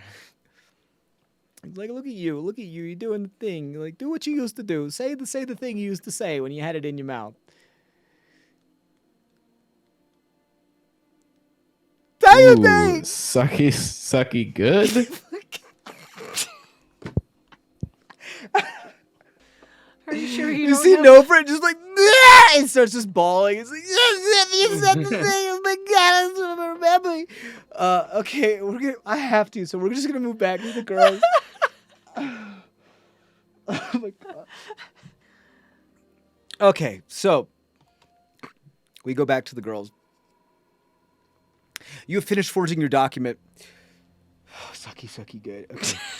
Calm down. Is that? I don't know what to say. You guys have finished your forged document. What would you like to do now? Okay, you good now, Connell? You all set? Okay. All set. We can head back down. Okay, cool. What? All right. So we got. All right. So sorry, not Nakano. Kissimas assay. Okay. Yeah. Kissamase. Kissamase. Kissamase. Kissamase. Okay. I'll call you Kissamase from now on. Yes, I think maybe I'll just go more strong, silent type and be like, no, you should get out of my way, whatever. As we try to get in, I don't do so well with, intimidating or that sort of thing with people. So I'll just be a little bit more quiet. But let's go steal some money from these guys and cause some havoc and chaos inside their own ranks, shall we? Okay, let's do it. All right. Cool. Oh, what about Mima? Should she I feel like, I mean, she's been around here, so maybe she's fine. She can follow along. Yeah, maybe she could do darting from place to place, Yeah. then falling asleep again, and so she could be our backup if I think she's a good backup to have. Yeah. Okay. All right. So we'll go. Yeah. All right. So we'll go down. Tell her the plan. Do you have any clue with your years of being with them? I'm sorry to bring up old memories, but of where they might or how they might distribute the wealth and funds? What? Teach me. Sorry, I can't stop thinking about Sucky. I'm so sorry. You gotta move on. I can't. I'm so sorry. I don't know why. It just tickled me really hard. You broke, TJ. Oh, man. Yeah. Do I you know- have knowledge, DJ? Do I have knowledge about how the funds are used? Oh, like how the How of the Red Lion Syndicate? Red Lion Syndicate. Yeah, sure. I would say, why don't you go ahead and roll a history check? I'll give you advantage for this one because you have such a amount of experience with it. Yeah. Okay, so history. 19. 19. Yeah, you have seen quite a lot of money change hands, and you've seen them count it, document it, send it off, put it to other people. From what you have gathered from all that information is that the Red Lion Syndicate will collect money for that group of however many people have been hired. There's a person that's in charge of those people, like some sort of lieutenant or general or commander or a captain or some type of that thing. They are the one that then collects the money and then counts it or gives it to somebody else to count. And then that money, a portion of it is sent back to like headquarters or where like the Red Lion Syndicate does all of their business and that type of thing. Their headquarters, that type of thing. And a portion of it is kept then for that current contingent of people. The officers take a higher cut, and then all the other ones is distributed among all of the other people and the other mercenaries and the employees of the Red Lion Syndicate. There are times in which they hire couriers to send off that money that needs to go to headquarters, or they drop it off to somebody. Sometimes they may be on a ship, or you've seen that happen where they've come across a merchant ship and they flag them down and say like, hey, this money needs to go somewhere. We'll pay you a stipend in order to pay you to get it here, because we know that merchant ships also do courier things and like do postal and everything while they're on their way there, and they find out, are you headed to this dockyard or whatever, this harbor? And they said, yeah, okay, cool, take this money, here's the contract that says that I took it here, you sign it, blah blah blah, and then that portion of the money is sent off and then moved through as many hands as it can before it needs to get to where it needs to go. So but the person that keeps the money on their person or keeps the money in their abode or where they live is the person who's in charge of that ship, the captain of that ship, the captain of the contingent that's there, the commander. They're the one that has that money that's been paid to them. And then if it's a payments around a certain amount of time, like if they decide, okay, we need you for another month, then they pay them again and again and again, recurring, that type of thing. Granted, you are aware from what the Grounder family has told you that the Red Lion Syndicate has been fired by the government of the Northern Dynasty to build this military tower here as for strategic purposes. So they're making a lot of money because the government's paying it. It's like DARPA paying a military contractor.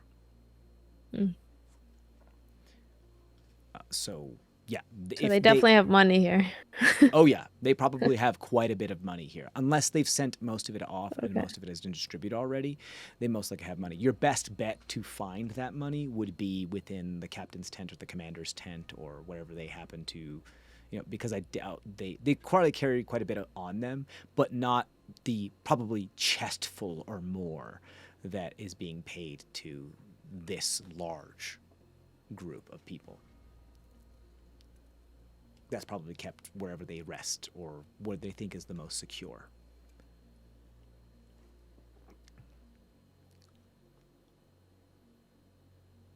You've seen stuff deposited into a chest in the captain's cabin when you were on those ships that the captain was in charge of. So what do you think? Where should we try to stealth off to? Well, not stealth. I guess we should be announcing our presence if we're not, Yeah. Definitely we have to find the right people. Okay. Those that look like they're in charge of this place. Okay. So maybe If we want to get the most out of this. Oh yeah. Yeah. Definitely do. We want to screw them over. Cause dissent within their own ranks, I think. Yeah. I know it's not the same as like slitting throats like Mima wanted, but it might actually be more effective because they will probably just send more Red Lion Syndicate over otherwise. Okay, if I'm dressed as a lieutenant, maybe I just say that I just got off the ship. I need to talk to the captain. Point me in the way. And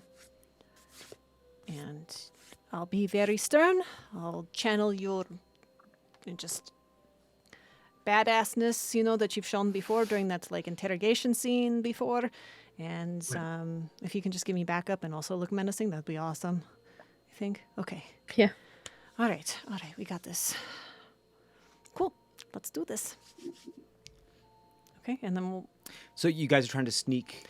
Not sneak. Where? Act like we're supposed to be there. You want to act like you're on patrol.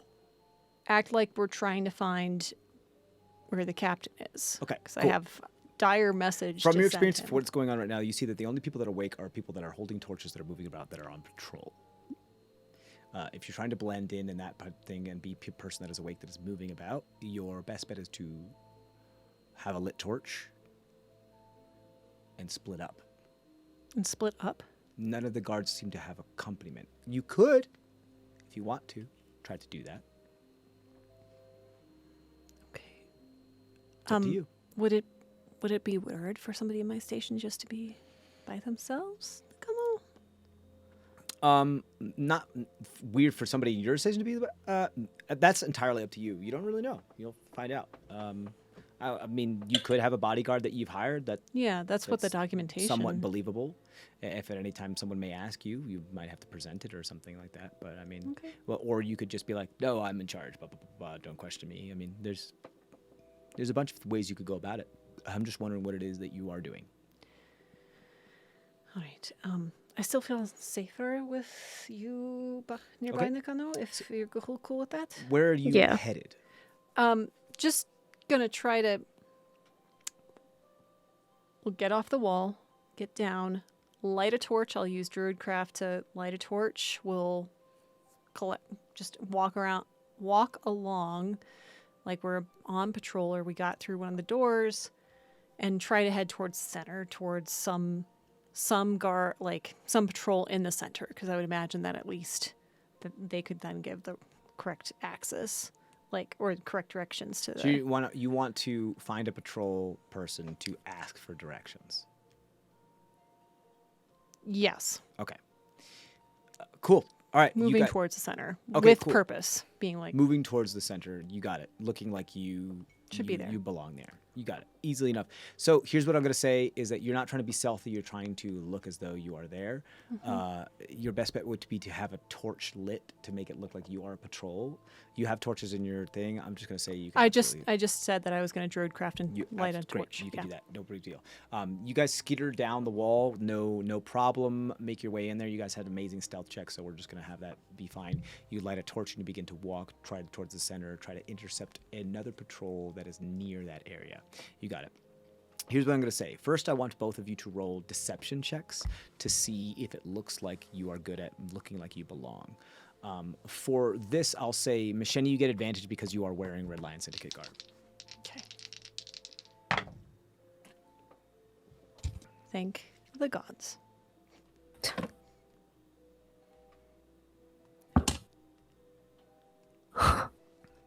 How'd you do?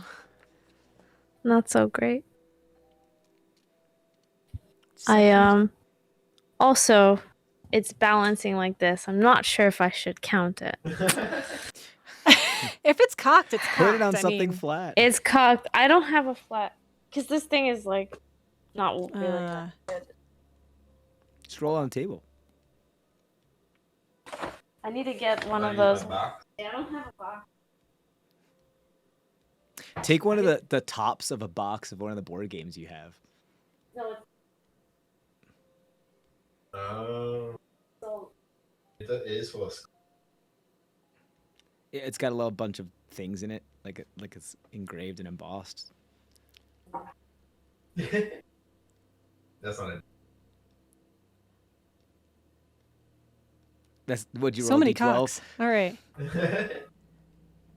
I'll take it. I got a 10.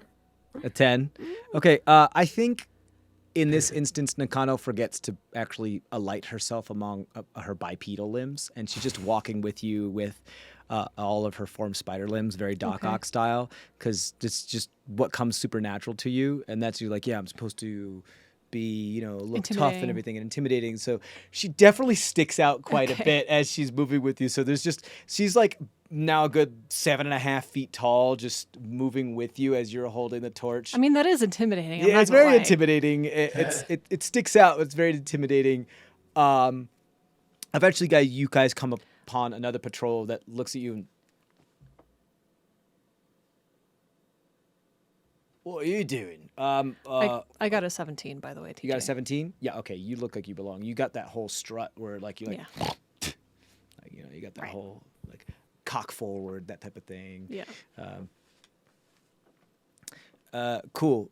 you move about, and you eventually intercept another patrolman. Looks like a human, like 5 o'clock shadow individual, little portly, that looks up and then double takes you and is like, "What are you?" Hey, don't look at my guard. Where's the captain? I have very urgent news for him. The yurt in the off to the east. Hurry! Where? Hurry! The yurt off to the east. Yeah, I mean, like. Thank come you. on. Didn't you help? Go. And I just walk away. Okay. All right. They're just kind of left. Everything happened too fast. They're just like, okay. You fucking did it. Like, no problem. Deception 17 and the other one. Nakano, you're just up there looking down at them. They just can't stop staring at you as you just look down at them. As you just keep staring at them as they walk by. Cool. You are headed to... So eventually, yeah, you do find what looks like kind of a makeshift yurt off to the eastern central area of what it is. It's kind of nestled among one of the walls that has almost completed, so it's hard to see from pretty much any angle. You are there. You do smell some good food. You hear the sound of a fire within. Does it seem like he's or she's There's still light awake? from inside. Okay. You also know, if you guys remember from last time, that Nofret had told you who the person in charge was, named Ravik Kaf, one of the commander or captain of this contingent. So you find yourself outside the yurt. You do notice that there are 2 other patrolmen stationed outside the entrance to this yurt. Just kind of, chilling there. There's some makeshift braziers. Braziers. Sorry, not braziers. Braziers. Yes, they're wearing bras outside. They're just hanging at like fairy lights along the outside of the yurt. It's very stylish. They're about to burn their bras. It's the summer of love. So there's some braziers outside, small braziers outside the yurt that do give off light. So these patrolmen are holding torches. They're just standing there with what looks like spears, and they're lightly armored. They're just kind of leaning up against their spears, like it's a living. They do clock you coming, but they don't. All they do is just kind of look at you. They don't really acknowledge your existence as much. I say under gritted teeth and under my breath, okay, you ready for this? Like, I don't know if... Do we just go in and keep pretending? We should, Or I just feel knock out like the guards? I'm not ready to knock anybody out. Okay. All right, I'll keep on doing this. Hey! Is the captain awake? Say to the guards. The captain is, yes, they are. If you cannot hear, I wish I could join them, but they are drinking their heads off with a couple of their lieutenants. Oh, great, I'm late for the party. I just walk into the door. Yeah, whatever. You walk in and go like, they do, like take as you walk through them. They do sidestep and look at, like, I have never seen you before. They do sidestep in front of you, between you and Nakano. I've never seen you before. She's my bodyguard. Don't even bother. You fucking kill. Unfortunately, it is my job to bother, so I have to at least ask the question. Are you really going to fucking ask the question of Lieutenant Shirak? Yeah? Go ahead and roll an intimidation check. Can I do it with advantage? Because I'm in? Yeah, I'll Okay, say thank with you. Nakano still like up like 7.5 feet tall, being like, she's just like breathing heavy and just staring daggers at these individuals. Nat 20. Absolutely perfect. There's no modifier. So I love this image because in my head canon, Nakano just doesn't blink for this entire conversation. Her eyes just don't blink at all, and she just stares at this person down. Do you really want to fuck with that? She's breathing through her nose, refuses to breathe through her mouth, and just like it's like her head moves like an owl as she walks past. Just, and they're like, okay, look, just know that all right. What? there Know might, what? Well, there might not be enough whatever. Cups? Great. I've got my own. Craft Here we go. services. Okay. All right. So you walk in, you burst through the flap of the yurt with Nakano, and you see, and in like an uproarious part of laughter, there looks like there is an individual in the corner who is another indentured. It appears to be like plucking and like going on a boat. There's a bit of music. It's very quiet. As you pass through here, you kind of get the feel that this yurt might be just a slight magical enchantment where it's not like bigger on the inside, but it feels like a different place. Almost like there's some soundproofing going on, because you walk in, there's uproarious laughter. People are spilling their cups. There's about 7 other lieutenants in here. We're like, as they're around this like fire in the center that goes up in the hole in the yurt. And there's an indentured in the corner that's playing music. There's another indentured that's making sure everybody is filling the cups. And once they finally like open their eyes and look like. Hey! It's been a long time. Shall we? Remind me of your name. I don't remember really Lieutenant Shirak, yeah. Oh, I know it's been a while. I know it's been a while, but You come see in. a couple of the a bunch of the lieutenants. There are a smattering of like Ipkest and human, and there looks to be one that's halfling, one that's gnome, and they're just kind of all over the place. The captain looks like a half orc that has a very large bottom tooth that goes all the way up and touches their cheekbone, and it looks like it's almost like embedded in their skin and their cheekbone, so much so that they've made it into like an affectation. So they have like a chain growing, hanging from it, like this golden little chain that then attaches cool. to like around a collar that they're wearing. That's this like very like gold chain New Jersey type of collar thing, like that. And they're big. They're a big individual. They look like if they stood up, they could be over 6 feet or more. But all of them look a little flushed, as if they are in the cups quite a bit. Okay. So you kind of lucked out on that. You're like, oh yeah, whatever your name is. Yeah, sure. Can I join you? I mean, that seems like. Yeah, I mean, we got enough, right? I would say, yeah, sure. You can go ahead. And for your My bodyguard. yeah, your body. That's fine. Just go ahead and sit down. Man, Awesome. it's been a day, man. It's just so busy. I gotta say, do me a favor as you're like looking around to here. I want to say you're involved in this conversation. Nakano, can you roll an insight check for me?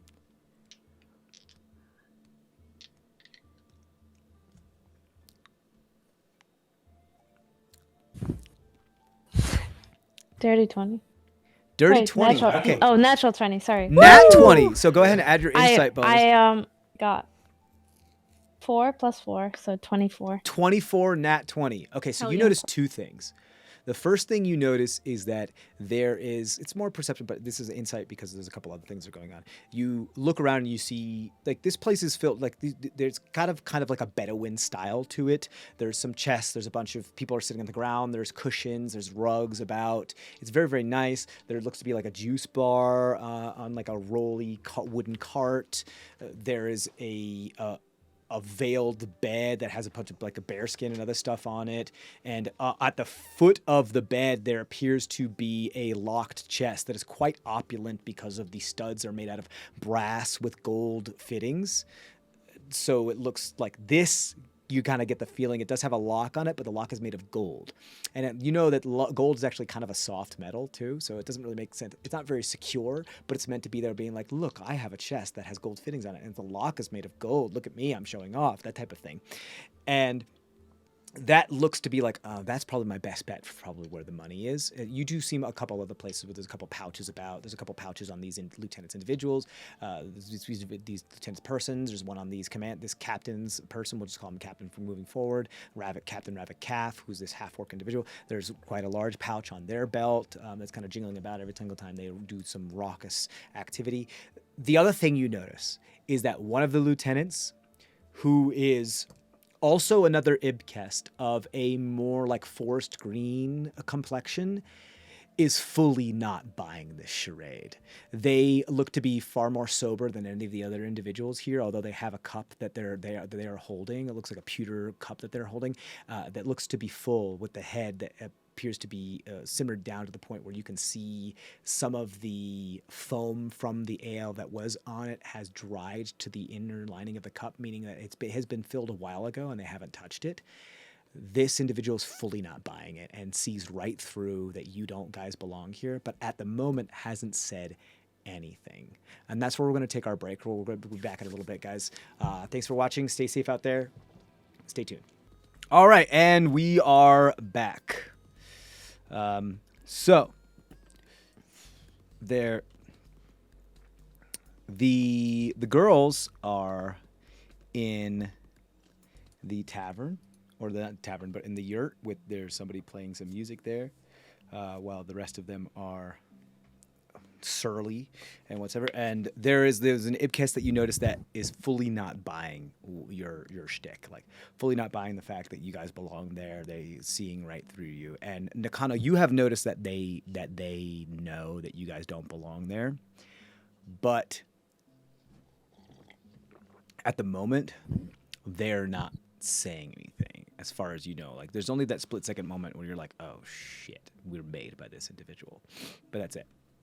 And we're gonna go back to the boys. The boys The boys are. the boys are back. Boys are back in town. Baking and looking at pictures and just getting drunk and having a Banging and grand looking old at time. pictures and getting drunk. Rest assured they're getting drunk and they're doing sucky on their toes. The boys are back in town. All right, that's enough parody line. The boys are back in ground. Ground. Okay, was cool. bad. So, No Fred is a weepy mess at the moment, full of nostalgia and being like, oh, I remember when you were a kid and a baby and all that other stuff. So what are the other stories about the siblings then? It can't be just him. Or is it just his book? Oh, no, no, of course it's not. But me, just give me a bump. I got a little spittle that get caught in my nose and a little bit more. But anyway, no, there's of course we have, we got a couple kids. We were prolific. We had like your mother and I, we were virile and fertile and all that type of thing. What do you want to know about? I'm just saying, like, you're just showing me Tamarin, and was curious about the other siblings as well. Oh, well, there's his older brother, Cameroon. Okay. There is one of his older sisters, Tocklin. There is How's old Doubloon? the balloon. The balloon's having a bit of a failure to launch. They're one of the people that's still around, actually. But that's okay. We're supportive, all that type of thing. We understand. Honestly, they're the ones that they're the artists in all of the pictures. In case you don't know, so Maybe that really odd name you gave them. Why did you give him that name? well, they were one of our first, so we thought like they're like, hey, we were still in, very roguish money type of thing mentality. So we were like, they're our treasure. Call them Doubloon. Oh, that's nice. That's kind of sweet. Yeah. So that's pretty much where we got that whole thing from. So anyway, they really leaned into this whole artist thing. They're now drawing something they call manga. I don't really understand it. But they hold up in one of the rooms in the guest house, and they barely ever come out, and it's okay. And they eat these chocolate covered breadsticks, and they're all about a bunch of packages always come in for the balloon here. Like always, it's like a bunch of stories of novels and other artist stuff, and we just drop it off there, and they're really into that stuff, and that's okay. We support them. We know that they're very talented. They're just you know. Be great The if they Boon's a set weeb. out on their I own. understand. They're a bit of a weeb. Yeah, they're a bit of a weeb. That's okay. There's nothing wrong with being a weeb. We support them. It's fine. Yeah. It's just, it'd be good if they made their own living out of it. I think they're trying, which is great. But you know, we're, you know, actually, do you know anybody that would be interested in someone that can draw a lot and that's good at that kind of a thing? I know a bookseller in where's that? Sivesh? Yeah, Sivesh. You mean Valemstack? Yeah. I sold him my lifelong sexual exploits into a book. Oh, well, we don't need to talk they're all about that made up, anymore. though. It's not real. Sure. I understand how that went. Yeah. Yeah, we don't need to talk any more specifics about that. But if you know them and you have a got an a in. rapport with them, yeah, if you have Yeah. an in, that'd be great. Yeah. Love to. Yeah, I'm sure they would love the opportunity. You know, it's hard to get them out of their room, but be great. Maybe they can. I asked them to draw a little like scavenger map for your mother one of our anniversaries to like do a little, you know, trying to keep things interesting, you know. And were great at it. They're extremely talented sketch artists, that type of thing. And I think they would make. I mean, they don't. That's not necessarily what they like to do, but I think that they would do great at cartography, that type of thing. So. Aren't you a cartographer? Well, yeah. Oh, great. Yes, Maybe I you can am. teach them a couple things. Yeah. I suppose. I mean, they're not like very artistic. They're dysfunctional. But yeah. I mean, that works. That's how you get paid, I suppose. Yeah. But yeah.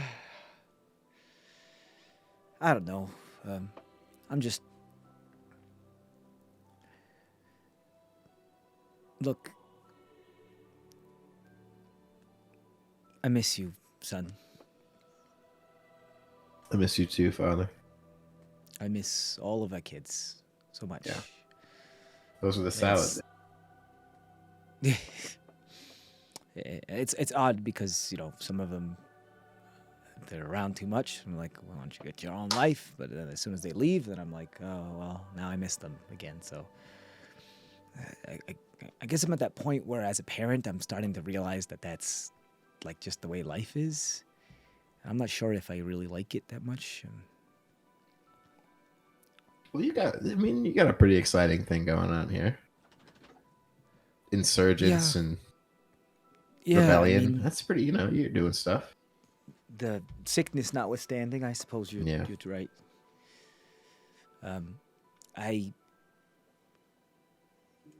Speaking of which, we'll hold a service at some point for Kyoshi and Song at some point. No. Make sure if they're missing, we'll figure it out. But it's not your fault. It's not your fault, son. I just Thank you. Appreciate that. It is a little bit my fault, but thank you. It's not. I mean, they were your cousins, and they were all about. They really admired you, and they wanted to. They would go to the ends of the earth for you. Yeah. Really, and I knew that, and I saw their footprints leaving the site. Well, maybe so at the time, I thought that they got out, but you know, since then I've come across information to lead me to believe that maybe not. All right. Well, maybe it's not the smartest thing to hold out hope, but who knows? Figure it out. That's true. Anyway, I think it's time for another round. What do you say? Yeah, let's get a little. Let's get to the point where we can't feel our teeth anymore, because Can you normally feel your teeth? can you you might not want to feel your get that teeth? checked out. Can you not feel your teeth? You don't No. feel it like when, no. You don't feel it every time. You don't feel that like sandpaper grating every time you take a bite or something. No. Oh, you don't want to Maybe feel you your could do- tongue against your teeth. Wait, No. do your no, teeth like- have feeling? Yeah. Do you not? Do teeth not have feeling? Hold on a second. Wait. Yeah. I need to know if my teeth in real life should have feeling. Yes. There are You can nerves feel there, it. so Yo, yes. Angela's like, yes. What the fuck is Yeah. wrong with you? Why am I marrying you and you don't know this? I There are didn't know. nerves I'm there. constantly feeling things in Oh, my is it mouth. like- Yeah, me too. I'm like, anytime anything is stuck in my teeth at all, I know it immediately. I can feel like temperature. Can you feel Yeah, like does the that count? pressure? Yeah, I Maybe can feel that has- pressure. I can feel like my gums and my Oh my. You have no feeling. I don't, tooth I don't itself, feel it. like the enamel. Yeah. Yeah, you can feel like your teeth. I Like can if there's feel them, pressure on like- your teeth, you can feel it. Yeah, but Wait, are you? yeah, I can feel that, but I feel like it's I can't feel like the tooth itself or like the nerve attached to the tooth. Which Well, part that are is you how talking It's about? the think of it feeling more like a works. phantom limb, where because your nerves are so sensitive and close to that, you feel like you can feel your tooth, No. and so when you touch your tooth, it feels like you can. Yeah, I feel guess it. I Just- feel it. No, like No, Any I type feel of like I pressure, feel you can more feel like the in my- grating. yeah. In my Yeah. If there's anything jaw. stuck to them, whether or not it's causing pressure, No, I- like, yeah, between the that's teeth, you true. feel that shit. Yeah. Not if it's like on the like. What if you have like a piece of lettuce like stuck? You'll never notice that. Like, look, I he I mean, does, but- maybe it's part of your new transformation that you can't feel your teeth. I mean, it makes a lot of sense. My teeth, because No, but I'm I'm worried. still halfling. Don't be That worried. my That's a teeth great are like thing. kind of pushed together, so they kind of lean on each other. Yours, I mean, you have fangs. You have nothing but fangs now. So I mean, I understand they're kind of like separated. So maybe you don't feel them. Maybe it's part of your new anatomy. I'm not sure. Still getting used to my fangs. I keep biting my tongue and poking Maybe holes in stop my doing tongue. that. I don't Well, know how to tell I you. said I'm getting used to it. It's not on purpose. Okay, yeah, sure. All right. I'm still getting used to, this whole situation. So, but I support you and I love you. I love you too, Dad. I support you and I love you. You should hug. You should hug. Hug. I love you, Dad. Going for a hug. You going for a hug? Yeah, of course I go for a hug. He's my dad. Yeah, okay. What, does he not hug? Is this not a thing? It's just He's old fashioned. And he's got that kind of like toxic masculinity, like don't conceal, don't feel type of thing. But he said I love you. Yeah, he did. I feel like that's more intimate than a hug. He's like, he just kind of like, yeah, okay. I'm also imagining over a 6 feet tall person reaching down and hugging. Yeah, I'm you gonna- just kind of like pick him up. Yeah, I was gonna say I'll lift him up and spin him around a little bit. You lift him up and go like, my life. yeah, yeah. exactly. It's like the Titanic scene. With Leonardo DiCaprio and God, what's her name? Kate Winslet. Kate Winslet. You pick him up and he's like, okay, and he's holding you and he's hugging you, if not for just to be flung into the fire through centripetal forces. So you guys are spinning, and now we're gonna go back to the hut. The scene is the same as yeah, go ahead, come sit down. Fantastic. Yeah. Sit Your down. friend and- can wait by the door like they're probably used to. Does anybody need the topper? I can go over to the keg and get the topper. Yeah. Oh, I mean, you don't need to do that. They're doing it because they're the ones we pay to do it. I mean, they gotta work off their.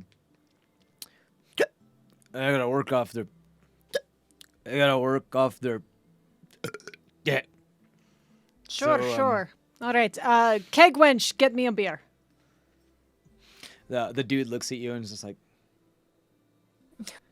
just kind of bows and walks over into the juice bar and starts to fill the pitcher with some of the ale from the keg.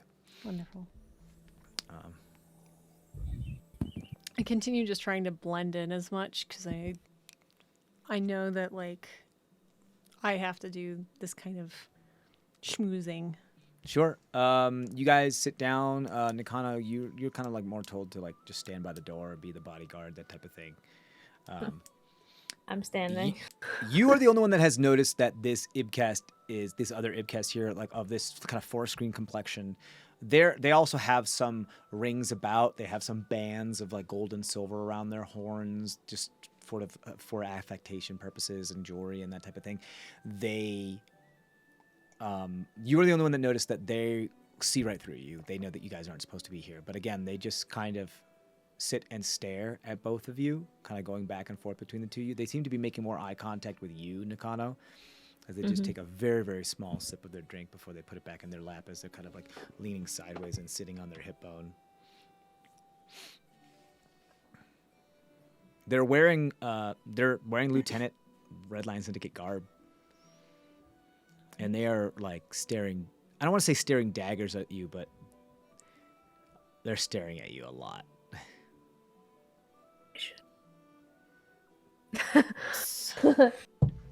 Let's go.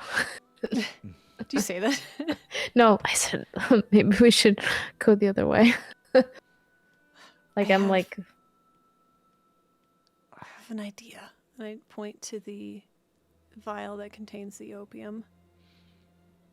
Just surreptitiously on my neck, like just scratching it. Okay, why don't you go ahead and roll a sleight of hand check? For I'm me? not putting it in. No, I know. I'm like, This is more of if Nakano picks up on that. okay. 22. 22. Yeah, I think Nakano, you're familiar enough with nonverbal communication that you see Miss Shenny at least make a note of the very strong drug that is in one of the vials around her neck. I'm gonna roll. Okay. What are you guys doing as the rest of them, the raucousness starts to die down as they seem to forget what they were laughing and they're just laughing at each other, laughing because of how funny their laughs are. And then you go like, all right.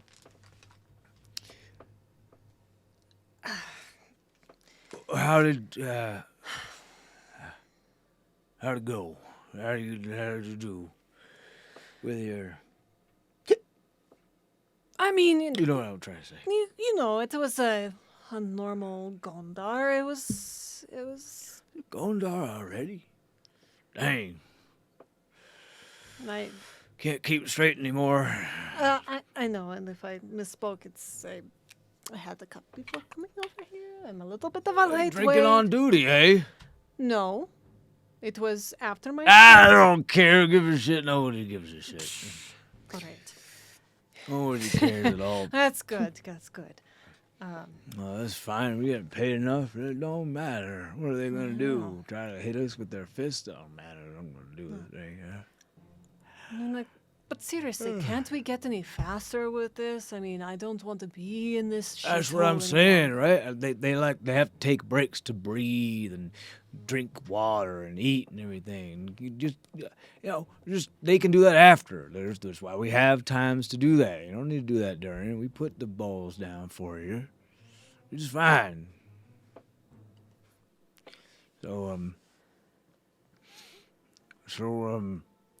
Yeah, I mean, it's totally good. Are we on schedule on the rest of the parts? I know my. Well, I mean, we're like I mentioned before. yeah. Like I mentioned before, we're still waiting for the next payment confirmation with Tina next month. But yeah, you know, contracting work. You know, the longer we make it stretch out, the more we get paid. So it's government work. Dude. They don't give a shit. That's fair. That's fair. You know, as long just as do it's what you working. got to do for the day. Yeah, man. Clock in, clock out. Right. Get that good. Crack the whip a good- couple times, but don't break your wrist. Mhm. You got the idea. Exactly. Let's keep playing. Let's play the game. Come on, bring it out, Bout. What game you playing? One of the individuals, one of the Novus individuals wearing a Red Lion Syndicate lieutenant's armor kind of pulls out what looks like a handful of like finger bones and passes it to the captain again. All right. Twos, I drink.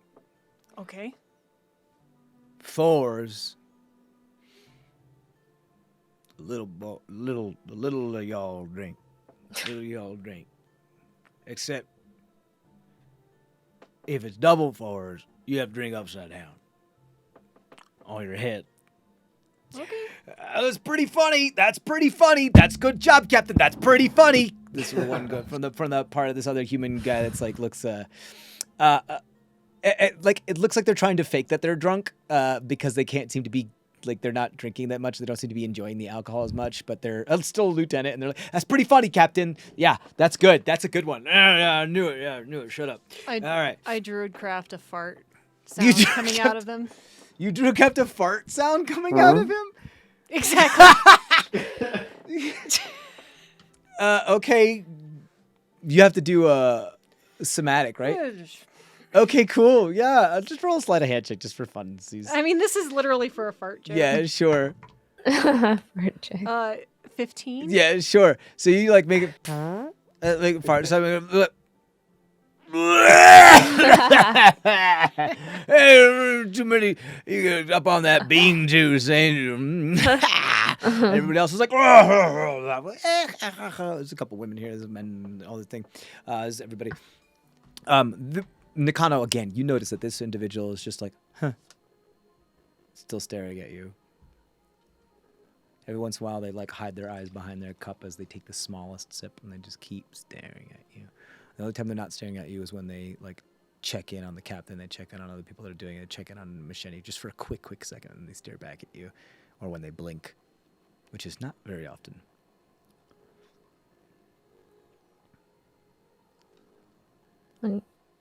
I'm giving them an intense stare. You're just staring back at them? Yeah. Like intimidatingly? Yeah. Okay, cool. Go ahead and roll an intimidation check. Get it, Mikado.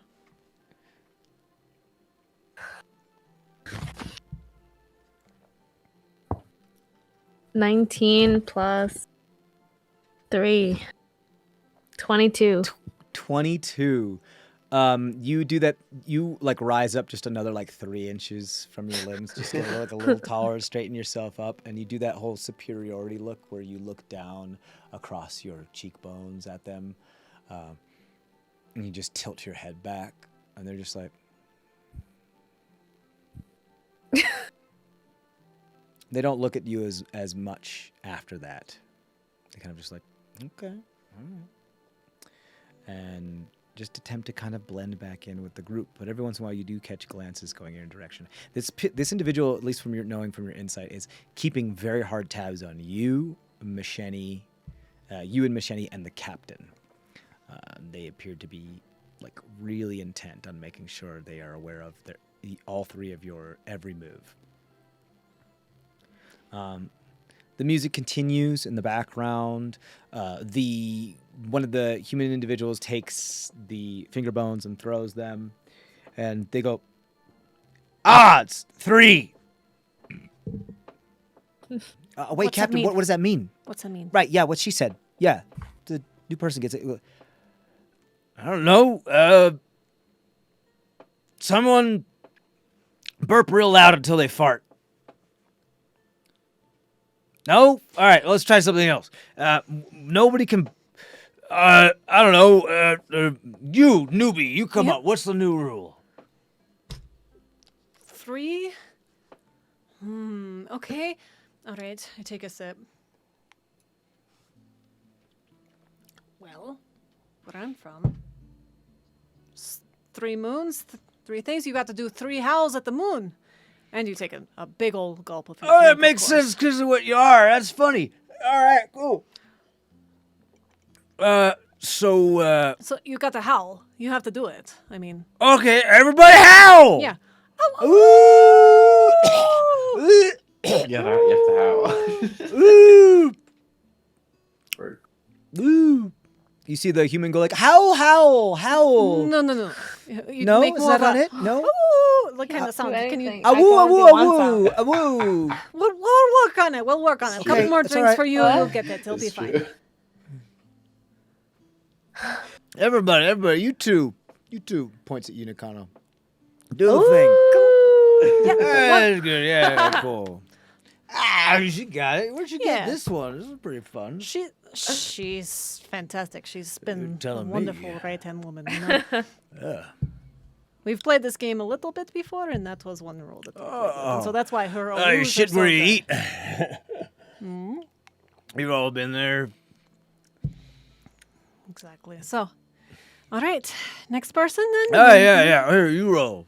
All right. Nakana, what are you doing while all this is happening? I'm observing my surrounding and also watching what's happening. Okay. What I will say is like the longer you're here, and like the if like the people start to get sober and that type of thing, the more suspicious people might again end up getting the thing.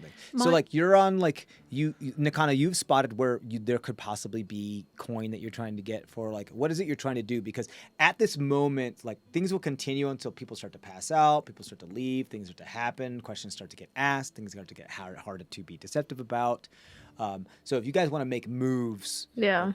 now's the time to start doing that. I'll while they're drinking and howling and all that, I'm Sure. gonna start to walk around them just slowly and pickpocket. You gonna pickpocket? Who are you gonna pickpocket? Oh, what's that guy's name that's laughing like uncontrollably like that? The captain. The captain or yeah. the human or the Ibkris? Those are the only ones. And so the only ones that I've named so the far. There's captain. like the gnome. Okay, you want to the half-orc captain, the big dude. Yeah. Cool. Okay, he's got a nice hefty pouch. Are you trying to take the whole pouch off of his belt? Not really, no. So what are you trying to do? Just take anything that looks like that's light enough, but just as the first round. Okay, so there's like a type of brooch clasp that keeps. And right now they don't have their cloak on right now, but there is like a type of brooch clasp that it keeps their cloak like together across their body that connects it right here when they wrap it around. That appears to be at the moment like sitting by their side, like under their not necessarily like under their butt, but near their area. They're sitting on part of their cloak, kind of as a cushion.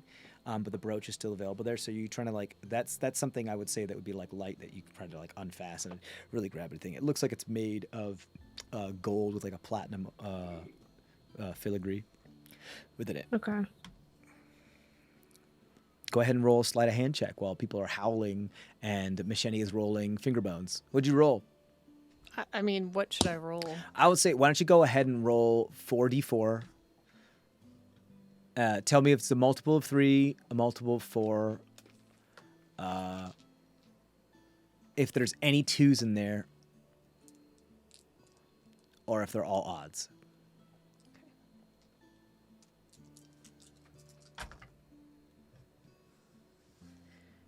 There's one of each. So 1, 2, and 3, and 4. So it would be the total being a multiple of 4, the total being a 10. multiple of 3.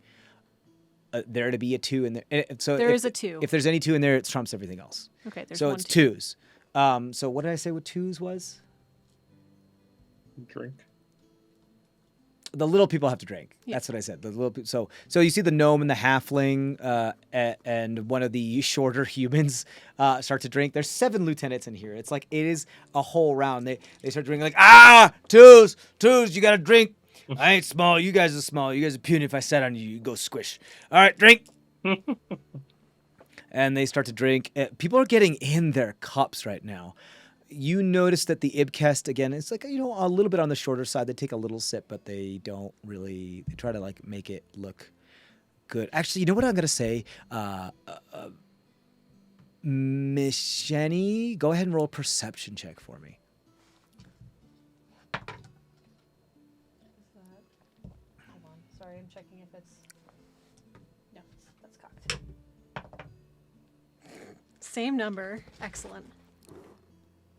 6. 6. Yep. Just everybody who's supposed to take a drink took a drink. Game keeps going on. People are getting just a little bit more inebriated as it goes I'm on. trying to take small drinks just to make sure I'm keeping my head about Sure. Nakana, what'd you get for your sleight of hand? 16. 16. Okay. Okay.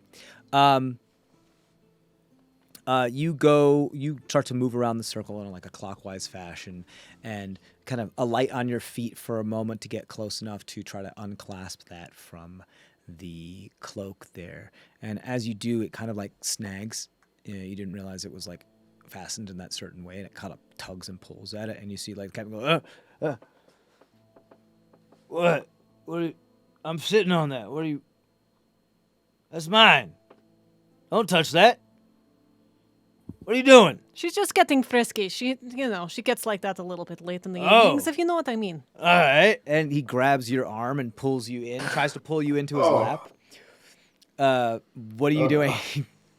I'm sorry, I don't know if I helped or hurted with that one. Why is he grabbing me? I said you were getting frisky because that's frisky. what you do in the in the evenings because you were going into his pocket Oh, You're like no. and you got caught. tugging at like a cloak that he's sitting on, and Machete said you're getting frisky, and so he's like, oh, and he grabs your arm and he's just attempting to like pull you into his lap. What are you doing? No. So I'm gonna play this then. I'm just gonna get friskier. Okay, you're gonna get And- friskier. Wow. And then I'm going to make my move, but not towards him, but Okay, so why don't you go ahead? So it's up to you. You can roll either a persuasion or a deception check, and then describe what it is that you're doing to try to play into And this. I want to know how well and I'm watching her so that I can maybe try to do something as well. Okay, cool. Yeah. I'm gonna use my I mean, spider this limbs guy's here. scummy. This guy's Yeah. trash. Go ahead. I'll use my spider limbs to sort of like seduce this Like man. you. Yeah, I understand. Like you're like trying to like grab him in with grab all four him. spider Yeah, Cool. yeah. Okay, go ahead. Roll either persuasion or deception. Oh boy. You should really see what she does with those later. I'm just saying. Trying to help you. I don't know. 24. 24. So you he tugs you pretty hard. He's drunk. He's a big half orc. He's very strong. He tugs you very, very hard. And you're very apt physically, but you're not brute strength. You are like lithe strength and dexterous. And so he just grabs you and tugs you in, and you move your limbs about to alight very lightly in his lap. Rather than like hit hard and like be anything, you can also like use some of your limbs so that you're you're not actually touching him. You're just like a half inch above his lap to just make it look like you're in his lap because you're like ew ew ew.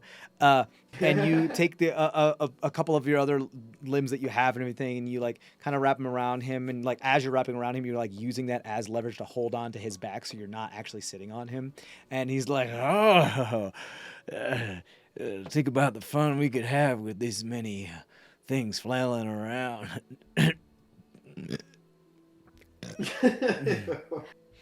I'm dying inside. I know, and I give you like a side eye, like I am so sorry. but during that time, is everybody else distracted? People are like, hey, oh, Captain. You see what looks like there is a oh my god, I'm sorry. Oh my god, my brain, what's happening? There is a human and a core individual. I'm sorry, not core. A human and a god, what we call them? My notes. Fuck, I can't remember the name. Blore. No. Bob. It's right there, babe. What? I don't. The cheat sheet. I can't. I don't know who you're trying to. What we called. Oh, for the Yeah. cliff folk. Yeah. Tananawi. The Tananawi. So there's a human and a Tananawi that sees this happening. They lock eyes with each other. They put their mugs down and they just begin furiously making out with each other. One of the two lieutenants. They just realize like, okay, it's that type of party. All right, it's better that they know now than wait any time. Now's our chance to show everybody what's happening, and they just start furiously making out. And so like some of the lieutenants like look at you and the captain are like, oh, and they're like, oh, like they're like it's that type of party. One people are like, oh, it's hot. They just start taking off their clothes, like not like in like an my orgy type of God. way, but just realizing like, okay, it's that type of party we're gonna watch, and some of them just like it's getting sweaty in here. It's a yurt sweat lodge. Cheers to everybody. Let's get some more drinks. Yeah. And I more grab drinks. people's cups that are on the table, and I do Okay. a little sleight of hand as I try to just put a little bit of opium in everybody's cups before handing it over to the wench. So you're gonna go around and try to collect everybody's cups. I'm just right? I'm a very So dexterous it's very individual and easy just, to collect the captain's cup because right now his hands are full with Nakano. We put it on the ground. It's very easy to collect the other two cups of the two that are furiously making out their hair. You can collect those, no problem. You can collect your own cup, no problem. The others have their cups in their hand. They're like this. Go ahead and just do me a favor. Roll a persuasion check to see if you can get them. For that, just to kind of look like that's what you're doing. okay. And the Ibkest is holding their cup very Okay. close. It's Okay. going to be, so it depends on like how well you roll here, or how many of all of the rest of the cups you're going to get. Okay. Okay. Just normal, not an advantage, anything, right? 'Cause I've No, been this is playing going to into be, this. Okay. yeah, no, this All right, is that's just fine. normal. I just want to here. make sure. Not bad. 16. 16. Okay. There's something like the sleight of hand is something I would give you an advantage of because they're so crazy and they're so distracted with what's going on. So yeah, sure. So you are able to grab pretty much everybody's cup except for the Ibkest Okay, one. that's fine. You go to like offer them and they're like, That's all right. It's all right. You have no fun. words. They just wave you off. All right. So you get 7 cups. All right. If you're including your own, that's 8. I'll include my own, but of course I won't be putting opium into Okay, my own cool. cup before handing it over to the. Are you going to add them to, are you going to know which one's yours, or are you going to do the whole switcheroo iocane powder thing? Oh, iocane powder by. You know, So you're going to put it in your own as well? no. Well, I will be mixed. No. So sorry. Yeah, what are you going to do? Because it's like the check will be I'll harder put if it you're in- trying to. I'll put it in mine as Okay. well. You just put them in all the cups. I'm going to put them all in all the cups. You got it. Okay. So you go ahead and roll a sleight of hand check. You can get advantage for this as you're like over by the juice bar pouring the thing and you try to pop it off from there and like sprinkle, sprinkle, sprinkle, opium everywhere. 17. 17. Yeah. You, okay. This is a very good question here.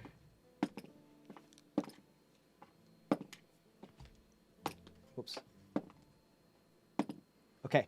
You don't know, but you have your back turned and you add all this opium. You successfully add your opium and all these now like warm ale cups, and you continue to pass them around. There are the 2 indentured that are here are still here. One of them was like, "Oh no, this is like my job." They don't say anything because they're not really supposed to peek until spoken to. They're like, "This is my job. If I don't do this, I could get in trouble." And but you just kind of. What do you do? I just wink at them. You wink at them. Yeah. Okay. You wink at them and they're like they just kind of bow their head and kind of walk off a little bit, just kind of back up.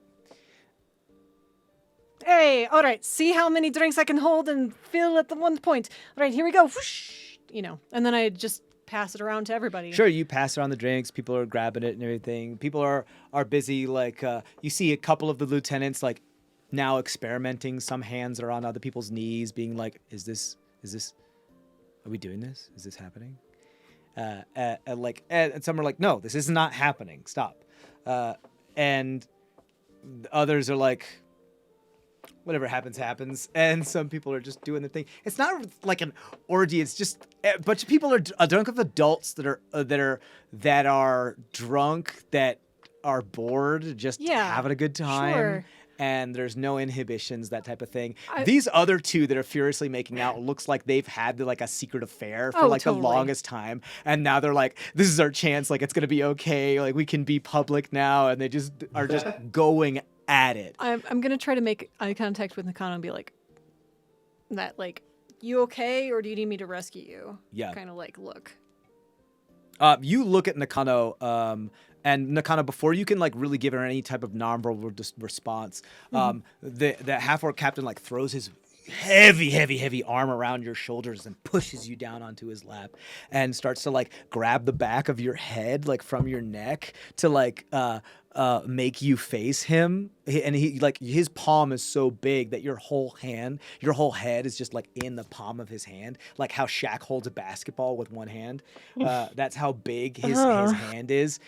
Yeah, he's absolute scum, and he's also like drunk. He smells. He's just like, what do you say? You want to have as much fun as these two are having out there, and show. You know the word. Well, I'm on. I don't know if I can do. Then I turn to Misheni and I'm like, I give You her like a try to sip. turn to Misheni. He's got your head in like a lock. Okay. Can I do something else? Maybe. Yeah, you can do whatever. Yeah. What else is like Are my limbs free? Yeah, I mean, his arm is around your shoulder and like it's very heavy, so you're like forced to sit in his lap, and his hand is like his just innate strength. His hand is like on your neck, so you can't really turn your neck unless. Here's the deal: like if you want to try to really resist this whole thing in earnest, it's going to be somewhat obvious that you are resisting it in earnest, and that will come down to rolls. If you're not trying to, and you're just trying to like play into it, there's going to be a limitation as to like how much you can do while kind of leaning into this and not trying in earnest to get away from him. So like trying to like turn to Misheni while your head is kind of locked in his hand would be difficult. But yeah, I mean, like you have more limbs than he has hands and laps and that type of thing. So you can describe what it is that you'd like to do, and I can tell you how efficacious that may be. Maybe and I I am just watching her. but- like sort of like she could tell I'm a little uncomfortable. My body, it's a little tense. Okay, cool. Like you take like your hand and you kind of like put it behind the small of your back, and you have like 3 fingers that you keep, like you put like where your kidney is, and like Misheni knows exactly what that sign is, what that sign means. And Misheni, you're very well aware that she is very uncomfortable, and she needs help. She wants out of this now. All right, so I see that and I go, Captain, you've got to understand. I mean, she's my, bodyguard. I'm a little bit of a jealous lover. I just try to This rip. is land that you've conquested and you've claimed it for your own, have you? I mean, I didn't want to, deny the captain, but she's mine, and I'd rip Nakano out of. Okay. And like, pretending that secret lover type thing. But Okay, I'm like cool. trying to be like, I'm trying to save you, Nakano. Like So here's somehow non-verbally to her, I'll say you don't have like to like being do- like, we need to get that. We have to get out of here. This was fun. Sure. But- So Yeah. I'll say like there's no need to deceive that type of thing, because that was already kind of like inferred of what they thought. So you don't need to deceive that thing. They kind of accept that as fact. But I will say is that you have to roll a contested athletics check against this individual. Okay. Or it's not even good at athletics. It's just going to be a straight strength check. Because just him sitting with his arm over there is like a boulder holding on to this Wonderful. lithe Nakano. He is huge. Nakano is ripped in half. I mean, probably not, because I've got a 0 to athletics, guys. 11? He got an 8 on the die, but he has a +4 to strength, so that brings it to a 12. So you tug, and Nakano does like come Screwed. off of his lap, but like he like He rolled grabs one onto her. higher. He grabs onto her the nape of her neck with his hands, with like the thumb in her clavicle, and just like it was like, well, care to make it a gentleman's bet and some sort of duel? Like, might as well at least give me a chance to win the prize, eh? Gentleman's duel. If you consider me a gentleman, I certainly think you'd be a gentleman, and allow. What type of duel would you want?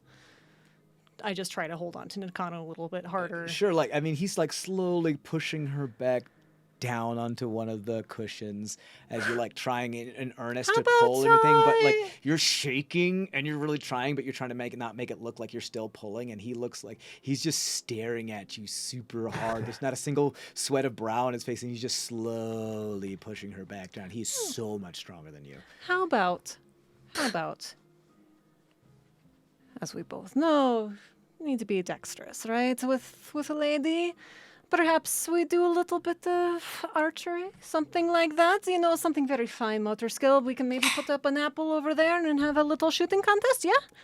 What do you think? How many drinks have you had? Because I don't know if you, but if I took a crossbow right now, I might shoot you in the head because I might mistake your face for an apple because there's two of you. Well, then I think you probably can't take care to How the about lady here. If you think there's two of them. at the Go ahead and moment. roll a persuasion check for me. I am not a persuasive character. Why am I doing this? Nakano, do me a favor, either roll a perception or an insight check while this is happening. This is just straight roll, right? Mother. 13. 13, what'd you get? 2. 2. And then I burst in, where's my hot chocolate? So you get a 2. He's like, how about something else? Yeah, challenger chooses the challenge. Nakano, while this is all happening, his hand is still firmly on your shoulder and like clavicle and like nape of your neck. You see the Ibkest is now the other Ibkest who's like barely sipping their drink is no longer staring intently at you, but this burning glare at the captain. And you can see the cup that they're holding has now formed dents around where their fingers are as they're gripping it so hard that they're denting the pewter.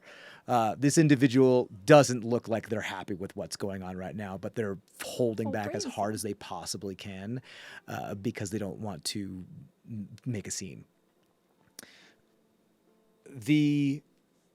So he's like, challenger chooses the challenge, right? Well, you are my captain. What do you want to do? How about 5-finger fist off? I'm not familiar We take turns with that. punching each other in the face until one passes out. All right. I have spoken. And he like throws his cup down. He never took a sip of it because he was so distracted with everything that's going on. I will say,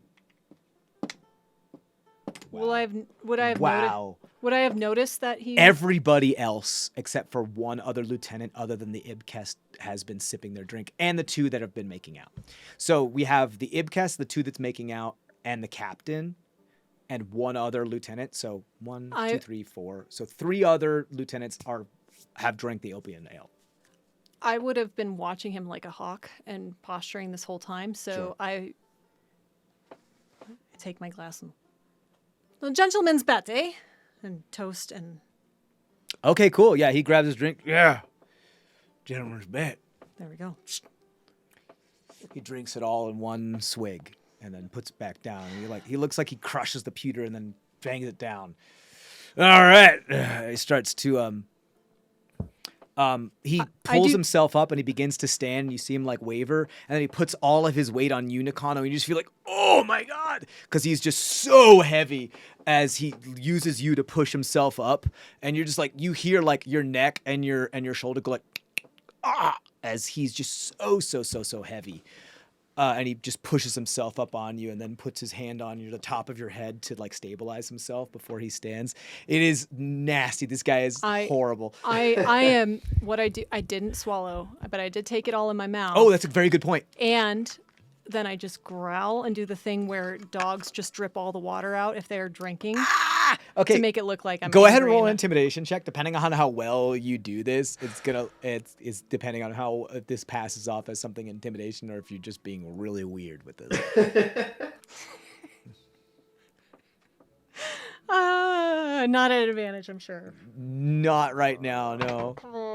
11, not terrible. Okay, it's not terrible. It still looks very weird, but they just he's just like, I'm like, Okay. You ready? as he just kind of like yeah, takes let's his do it. knuckles. You see him like take his thumb and just like and start to pull each one of his fingers like and just snap them.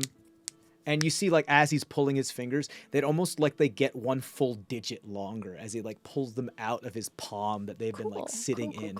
And his fist is almost the size of Nakano's head. You can see it is huge. He is a 6'10" tall half-orc dude, scars on his shoulder. You can see some on the nape of his neck where it looks like he's been sliced in his carotid artery several times and has survived and has a bunch of cuts there. And takes this like big old fist. You see, he takes the crushed pewter cup that he had that he was gonna smash down and tosses it at like the barred individual of the indentured in the corner, and it goes like clang clang, like something more uppity. And they start to and then start to play faster. Can I? All right, you let me know if this is okay. Sure. If I were to cast Long Strider, could it give me like a little bit of extra like dodging? Dodgy. Okay, yes. so it's a stretch. It's a stretch. I know. I don't. You've never played this game before, so I don't think you know the rules of the game. No, but I'm just assuming I assume need to that not you be know hit. the rules of the game. So that's up to you. You do whatever you like. Okay. So I'll go ahead and do that. Okay, cool. You're casting a spell. Are you trying to make it surreptitious?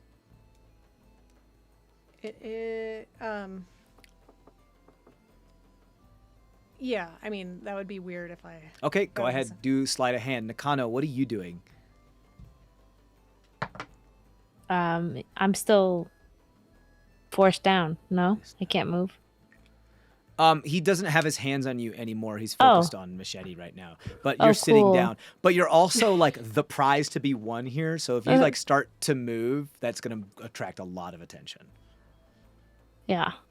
Maybe I'll sit there for a little bit. Yeah. It's really odd too, because you are a hired bodyguard and you are dressed in a way and you're armed. Like, people know you're still something to like not to be fucked with. Because they know you look capable, otherwise you wouldn't be hired as a bodyguard. But that doesn't stop. They don't care. This captain thinks he's better than everybody. He's this big fucker, dude. He doesn't care. As I'm casting Long Strider on myself, I try to wave it off as just like me blowing a kiss at Nakano, but in my eyes I'm like trying to be like, I'm so sorry, I'm just trying to do what the fuck I can to get us out of this. Yeah. This is easily like for you guys to be able to communicate in this. You're like, this is a fuck situation. This is super fucked. Yeah. Go ahead. 16 for sleight of hand. 16 sleight of hand. You can cast the spell on yourself, no problem. And you like, you're like waving my knuckles do or wave your pulling knuckles. them too, just like he did, and then you go like, all right, well, challenger goes first, as he just smacks the side of his hip bone and, all right. and swings in at you. And we're going to go back to the homestead real quick.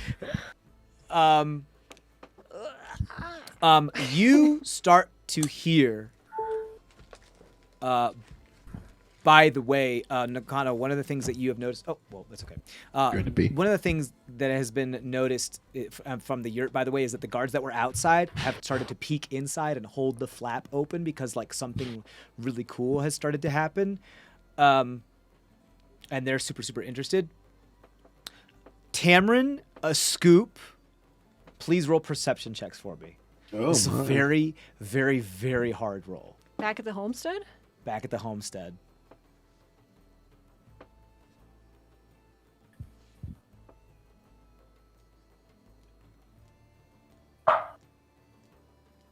$12. 12. 8. Perception for you. Really? I got 3. You've got Oh. the itis after so much bread all day. Yeah. I mean, it's evening. I'll roll Tides of Chaos. This seems important. Ooh. You also got Ben Luck. Oh, yeah. Add that Ben Luck. Just extra measure.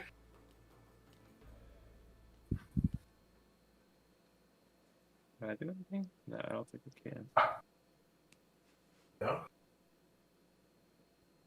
21. Ooh. 21. Would you like to use Ben Luck? That was Ben Luck. Oh, that was Ben Luck? So, Yeah. so you got 21? Come Okay. on, that's not enough. DC is 25. This- Damn, very, I would very have had hard. that 20. there is nothing Yeah. I could have rolled that would have. Yeah, well, a scoop could have gotten it. On that 20. Yeah. 5%. But you also have Ben luck and everything. You have things that can add to it. So yeah. If I rolled nat 20 and a 4 on my luck. But you don't have any perception bonus. 1. So yeah, it was possible. Again, like it's supposed to be near impossible. It was very, very, very, very hard. So- And this could possibly get easier as the night goes on, but we'll see. So you guys don't hear anything. Tamron, you do. I will say, like, you don't hear anything, but you do just kind of feel just a little uneasy. What sounds like maybe a back door slamming as somebody like goes out to the outhouse and then just slammed the door too loud as they came back in. Nothing too, just like a little startling, but then nothing too out of the ordinary. You are you're getting tipsy with your father. Everything's going well here. You see that your father has started to hey, you remember what I used to do? This is use for a kid. You know, you remember Dragon's Fire? Remember it? Do I? Dragon's Fire? You used to love it. You remember Dragon's Fire? Is that the game we used to play? Sure. Yeah, I mean, I used to play it for you because I didn't want you to burn yourself. But do you remember? You're like, I'll show you if you remember. He like takes out like his pair of leather gloves that was in his bag, and he put in his back pocket. And he puts one on, and he goes over to one of the lanterns, and he like smudges his fingers on the oily of the wick, the oil part of the wick, and then he goes over to the fire and like sticks his glove just really quick into the fire, and his fingertips light up real quick, and then he like takes a sip, and he goes like. And he blows this big spray of fire in the house, like at you, and you guys like, whoa! And he was like, Dragon's Fire! You know, your mother doesn't let me do it as much anymore, ever since the incident. But it's okay. She's not here, so she can't tell us what to do. She's having a good time. The girls' night out. All right. You try it here, and he throws Okay. the glove at you, but he like misses, and it ends up the floor. And he's like, "Oh, okay." I don't pick need up," that. And he like stumbles I don't need down. the bolt of the You glove. You don't need the glove. No. Yeah, go. I don't want you to hurt yourself. You're my son. I want you to hurt yourself. Check this out, Dad. I'm I'm gonna do the bolt breath Tries to lean up against the wall. into the fireplace. You're gonna bolt? You're gonna lightning bolt the fireplace with your breath? My bolt breath, like the Your the bolt. breath. It's the still fire, like you yeah. spit out a lightning bolt. Yeah, sure. Yeah. Cool. Sure. So this is amazing. So you like into the fireplace, and it scatters the iron piece and everything. The iron piece starts to melt and fall apart and fall into two pieces, like the cage that like holds the logs, and it like ting clangs apart along the two edges of the inside of the stone fireplace, and a bunch of embers and char and sparks just fly into the rest of the room, as well as a bunch of smoke and everything, and it starts to catch fire, like, and there's this big thing. It's like, wow, and it like distinguishes the entire fire, and it's all super smoked, heavily obscured inside here, and there's soot everywhere, and people. That was radical. You can breathe. Sky Fury. That's super cool. Hey, can you teach me how to do that? I love you, son. Teach me how to do that. And you see, I like, don't think I can. everybody's I don't even face know is how I like do it. covered in charcoal, and they're all like, just like as if they were like working in the mines all day. There's like soot over everybody now. And you're coughing. Eventually, like the soot, like it was like that was so fucking cool. Pretty cool, right? Can you, let me try it. What did you put in your mouth? What did you eat? Nothing. I think that I don't know. You can just do that? I can just do that. Well, you're my son. Maybe I could do that. Hold on.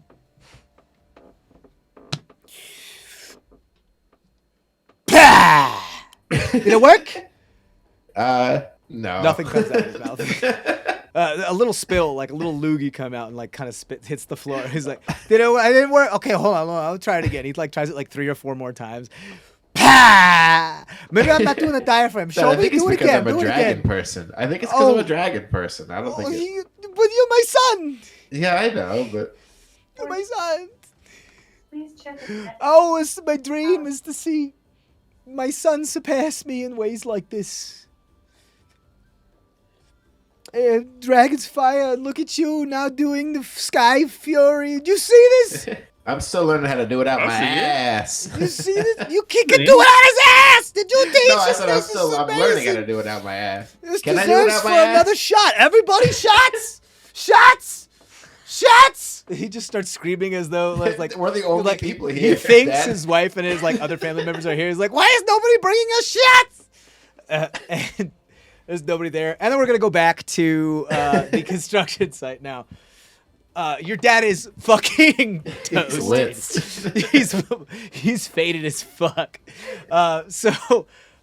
Great. So we're back to.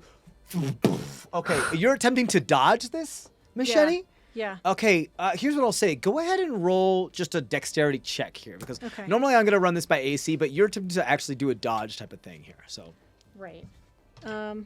Dex check. Dex check. So 7. Okay, you try to dodge out of the way, and he clips you right in the ear, super fucking hard. And you see Nakano. I'm sorry, Misheni. You don't know what happens as the whole world just turns sideways. Nakano, you see Misheni go almost airborne as her feet fall out from under her, as her head, she like twists yin-yang style as her feet just completely top out from under her as she's laying lateral, horizontal in the air for a moment before she falls down, as her head whipped that hard to the left and her body just went and fell down. Misheni, you take 9 points of bludgeoning damage as this guy just wallops you in the ear.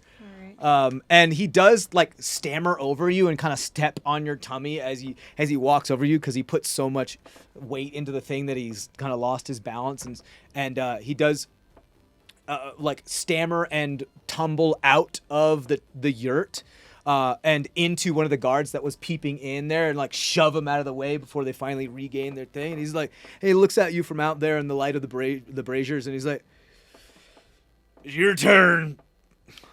Why are you trying to move out of the way? You know, if I miss, I get to hit you twice. Or if you make me miss and you move, I get to hit you twice. That's the rules." I'm sure that you won't miss.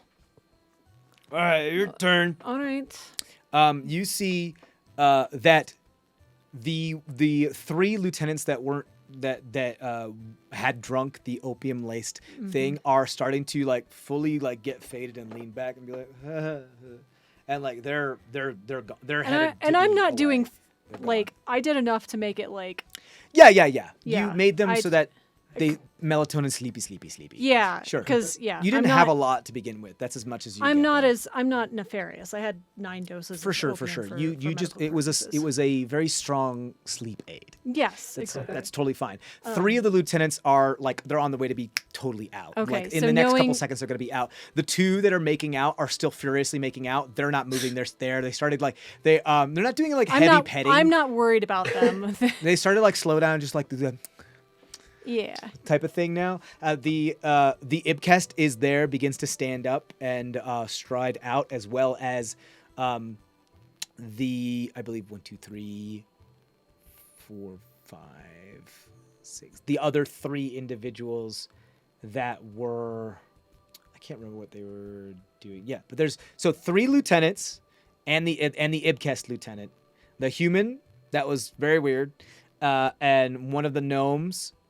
And another human stand up and actually are like, "Hey, let's go watch this." Camera's right here. Like, "Hey, let's go watch this."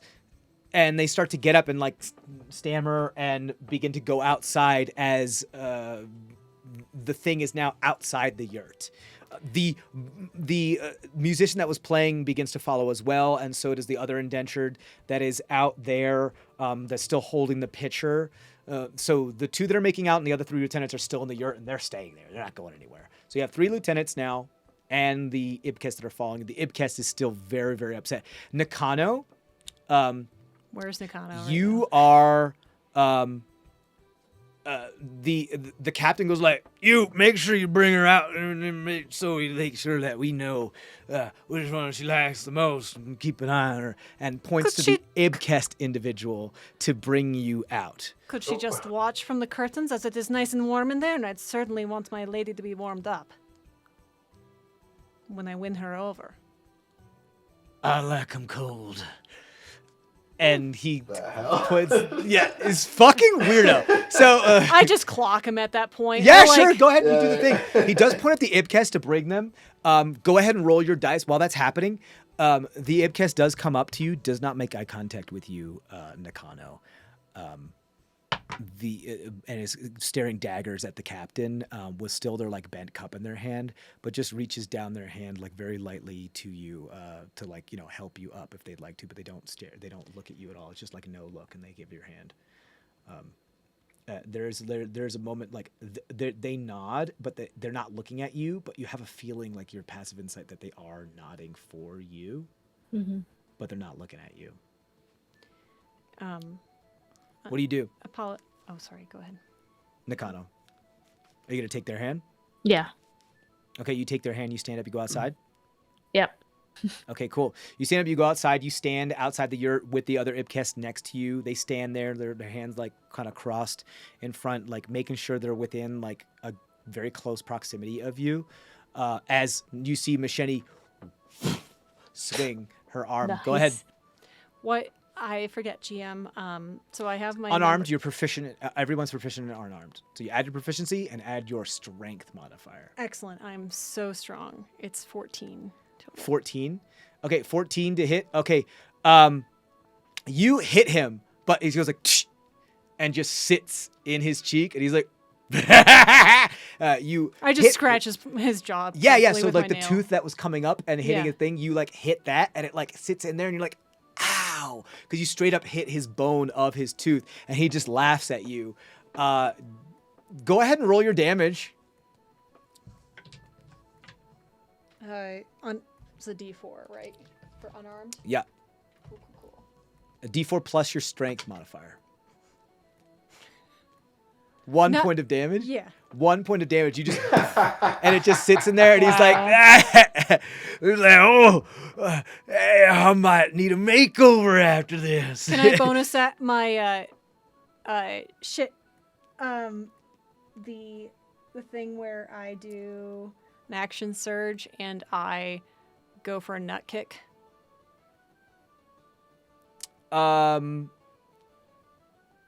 That's that may be against the rules, but you can try if that's what you want to do. I don't know what the rules are. so- Okay, you can try to when you like Castrate this punch him. motherfucker. Yeah. So when you punch him and you hit like his tooth, he like, and it's kind of sits there and you're like, ow. He takes a moment to like take his tongue and like lick your fist before you pull it out away from him. Go ahead. If you want to try to kick him, go ahead and roll again.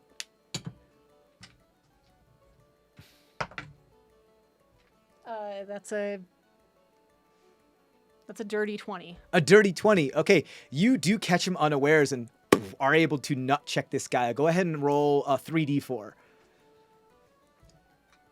There's a reason, of course, for the extra damage on that guy. At the very least, I'll roll more than. How come that's 3d4? Because it's a nut shot. Oh. It's vulnerable, man. 8 That's a soft area. 8 points. 8 points of damage. You like whoosh, just whip your knee and the point of your toe into this guy with your boot. And he's like, I have no boot tries on. to I'm look. just, Yeah, you that's- don't have no. You just like don't right believe in into his saggy whatever is all going on down there. He's still got like this like leather skirt on, but you like go under it and right up into the taint. And he's like and he like once you get up in there and he grabs your ankle and he like pulls you up and actually go ahead and roll a strength saving throw. What did he say? We're never gonna. Yeah. He's gonna pass out. 13. 13. Okay, he got a 19 on the die, so it's the 23. So he grabs you by the ankle and he like lifts you up off of your other foot and just throws you down. Okay. You take 4 points of bludgeoning damage while you're doing that. He's like, so we're playing dirty, eh? All right, fine. We're not playing by the rules anymore. Gentleman's game, right? Let's and I'm go. no gentleman. There you go. Okay, cool. So now he's like, let's go. All right. And now it's just full out. It's no longer blow for blow. You guys are going turn for turn, unarmed, fully bam, bam, Sure. bam, bam. You see a couple of the people, especially some of the Red Lion Syndicate, begin to wake up, and a couple of the indentured around the area begin to wake up, and some people begin to like form a circle, being like, ah, and some like noise, and people start to like, yeah. I'm just fight, like- fight. I'm just like counting it. Okay, I can take this. I can take this until he passes out. It's okay. I know I've drugged him enough. Like drugged everybody enough. Okay. All right. Let's go. I'm just psyching myself up. Yeah. So just blow for blow at this point. Yeah. So here's what we're gonna do. Actually, first we're gonna do Nakano. You feel something hard and cold up against the inside of your forearm that's like behind your back, that's being pressed up your arm there. Okay. What? It feels like cold and metal. Cold? Yeah. Is somebody touching me? Like something is touching you. Yeah, something's being pressed up against thing. Do you look? Yeah. You look. It looks like the Ibkis that's next to you is pressing something cold, hard, and metal up against your skin, like gently, without looking. And it seems something like cylindrical. React. Yeah. It's something like cylindrical and cold. It doesn't like. It looks smooth. It doesn't look like It doesn't look like aggressive. It looks like they're trying to pass you something. So I take whatever is happening. Like. Okay, like without being like super obvious. Like almost do you want to like really look, or do you want to just grab it? No, just grab it. I don't want to look. You I wanna just know. grab it? I Okay. kind of get the idea what's going on now. Okay, they pass you something cold, hard, metal, and cylindrical that you just grab. You don't know what it is. Like a pipe? That's all you can tell. Maybe a pipe. You're not sure. Okay. That's somewhere around there. Unless you want to actually look in earnest and give away No, the no, fact no. that you're looking at it. Okay. I could feel. Yeah. Okay, cool. They hand you that something like that, and they don't make eye contact. They don't. Then they do it like right behind the back. They don't. Nothing shows it. And they do that. You grab the thing. It's his turn to hit you. I mean, just did. Okay. No, You did throw me that on was the him ground. just responding to you breaking the All rules. right, fine. I mean, I don't know what your rules are. That is a 14 to hit. Well, I mean, it doesn't matter. Well, Are you trying to? Well, we're in I am full actual trying, combat yeah, now. if we're doing full actual combat, yeah. Okay, cool. So he tries to swing. You duck out of the way. He's Yeah, gonna take totally. another punch. Tries to swing again. You duck out of the way. He's gonna take another punch. Okay. That is a 17 to hit. That's my AC. Okay, so he's gonna hit you. With the breastplate on anyway. Yeah.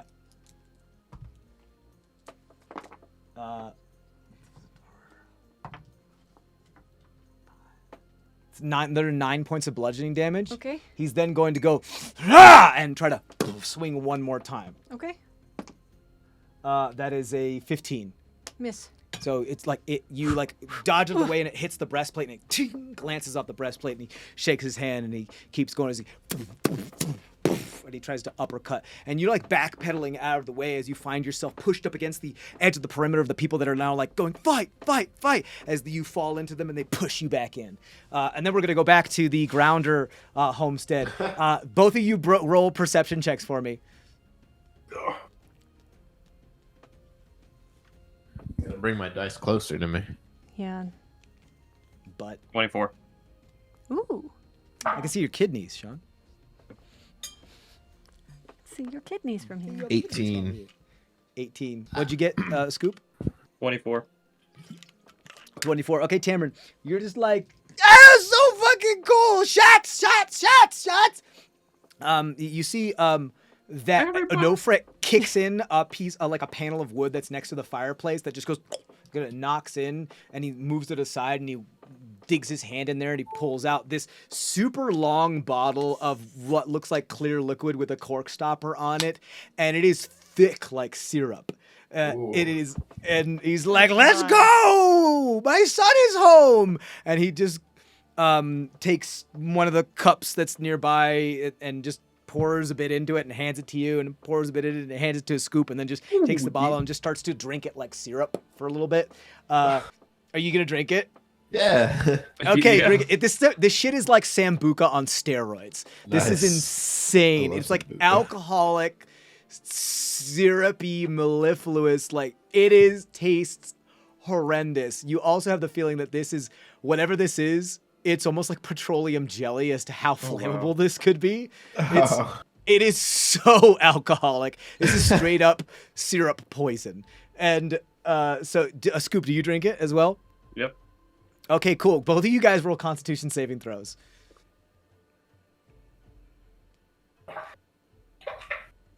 Dirty 20. Dirty 20. Shit. It's the third time in a row I've rolled a 17. 17. The third Okay, time in a not row? bad. No, but it's a 21. That's A still 21. And then But this No is the Front third got a time in row natural it's 20. Tim and I. Nice. So you guys take it like champs. And he's like, he grabs a piece of the bread. He goes like, "Oh, wash it down with bread. Wash it down with bread. It helps. It helps. It helps." Because you feel like your throat is Burning. you feel like tiny little microorganisms are eating away at the very interior of your throat as this thing like acidically just passes down your esophagus. You feel like you're just eroding from the inside. This thing is horrible. And he's like, eat the bread, it'll soak it up With so it my, doesn't destroy the lining of trying. your stomach. With my 21 con save, I'm going to say, I don't need that shit. I'm crying. You're not gonna eat it? Okay, cool. That's amazing. You are in a lot of pain. You're in a lot of pain. You take 1 Battle point of against liquor. alcohol throat damage. Like I'll say, like you take 1 point of acid damage as you just try to like, and you like start to tear up, and you're like, no, I have it. It's like that one time when we went to Cheese Boat in Brooklyn, and you're like, this drink is really spicy, and your eyes got all red, and you're like, no, I Yo, have that- it. I can tolerate my spice, but that drink was insanely spicy. And so that's what you're like. You're like, I got this, and you're smiling, but you look like you're in so much pain. A Scoop, you guys all handle it like champs. Your guys are okay. You don't throw up. You don't have any other adverse effects of it. You take it like champs. You also realize that once this like starts to hit your bloodstream, you're gonna get fucked the fuck up. You guys are good on your con save, so you're not gonna like throw up and be like past the right out, but you're still gonna be drunk. This is still gonna hit you guys hard. Scoop, but that might take a bit. A Scoop, your ears are still up and you're paying attention to everything, even though he's screaming shots and like there's the one moment of silence while you guys are all taking the shots, and as you hear the sound of you gulping down your esophagus at the of this kind of syrup, and you have to like continue to force it down your throat with your tongue because it's just so thick. You hear Hey guys, why don't we take this outside? I think I hear a party going on up there. Yeah, you hear something. You hear like some sort of chant, like coming from outside. You hear something, some sort of chanting. You're not sure what it is. But yeah, Scoop says, yeah, let's take this outside. He goes like, yeah, sure, I could use a little fresh air. Bring in the bottle, though. Let's go. Oh, grab the bread. Oh, God. Grab the bread, because I don't want to Oh, of shit course my I'm grabbing brains the out bread. tomorrow. Nothing All wrong right, with so you bread. guys go outside and you start doing this. You No Fret like tries to open the door and he can't open the door. I think the one of you that's the least super drunk and down the most sober is a Scoop, which hence why he was able to hear everything. Scoop, you realizing that both Tamron and No Fret are pushing on the door that clearly was pulled to open. I'm just gonna play along. So- I so kind of want to. I kind Our of want to do house, this. too. It's also your house, dude. Like, you guys are so faded. So you guys go ahead. A Scoop just plows into it and tries to push everything.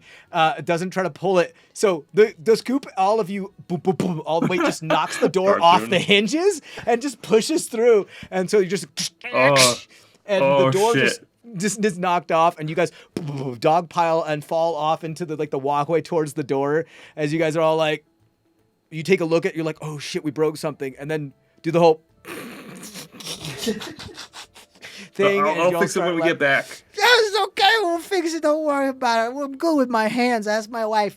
All right, let's go. Let's go for a walk. Yeah. Did we You put out want all to go to the fires in the garden? living room? Before we go, did we put out It's all the fine. fires It's in the fine. living room? It's fine. Don't worry about it. Are there any Okay. fires? Are you looking to see if there's any fires? Yeah, yes. Go ahead and roll perception check at disadvantage because you're twisted. While he's looking, I'm just trying to like lean up the door against lean the door up against the frame. Okay, Six. yeah, you know what? Just do me a favor. Roll just a luck check because you guys are messed up right now, and so let's see if you can lift anything. 19. And, like with any. Oh yeah, yeah. You leave like you do one of those things where like when you're drunk and you do something automatically, and then you look back, and you're like, did I do that? Was that me? I don't remember doing that. Damn. Like even if it was just a couple seconds ago, you do that thing because you're in like autopilot where you go home and you poop and then you take a shower and you're like, and then you're like in bed and you're like clean and you're like. I don't remember coming home and taking a shower and like taking care of myself. But you do that thing, and so you do that. You break the door, and he's like, "To the garden!" And he leads you to the back, and he's just going off. He's not waiting for you guys. Are you guys following him? Yeah, of course. Yeah. Okay, yeah, you guys are following him as you guys go off in To the the garden. ends of the earth.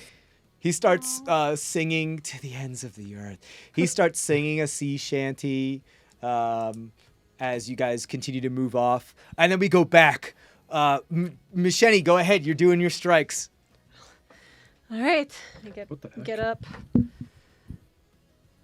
I try to I do a little bit of running around just a little faster just to be like, just showing off. It doesn't do anything in this You're trying to do like instant. float like a butterfly, sting like a Yeah.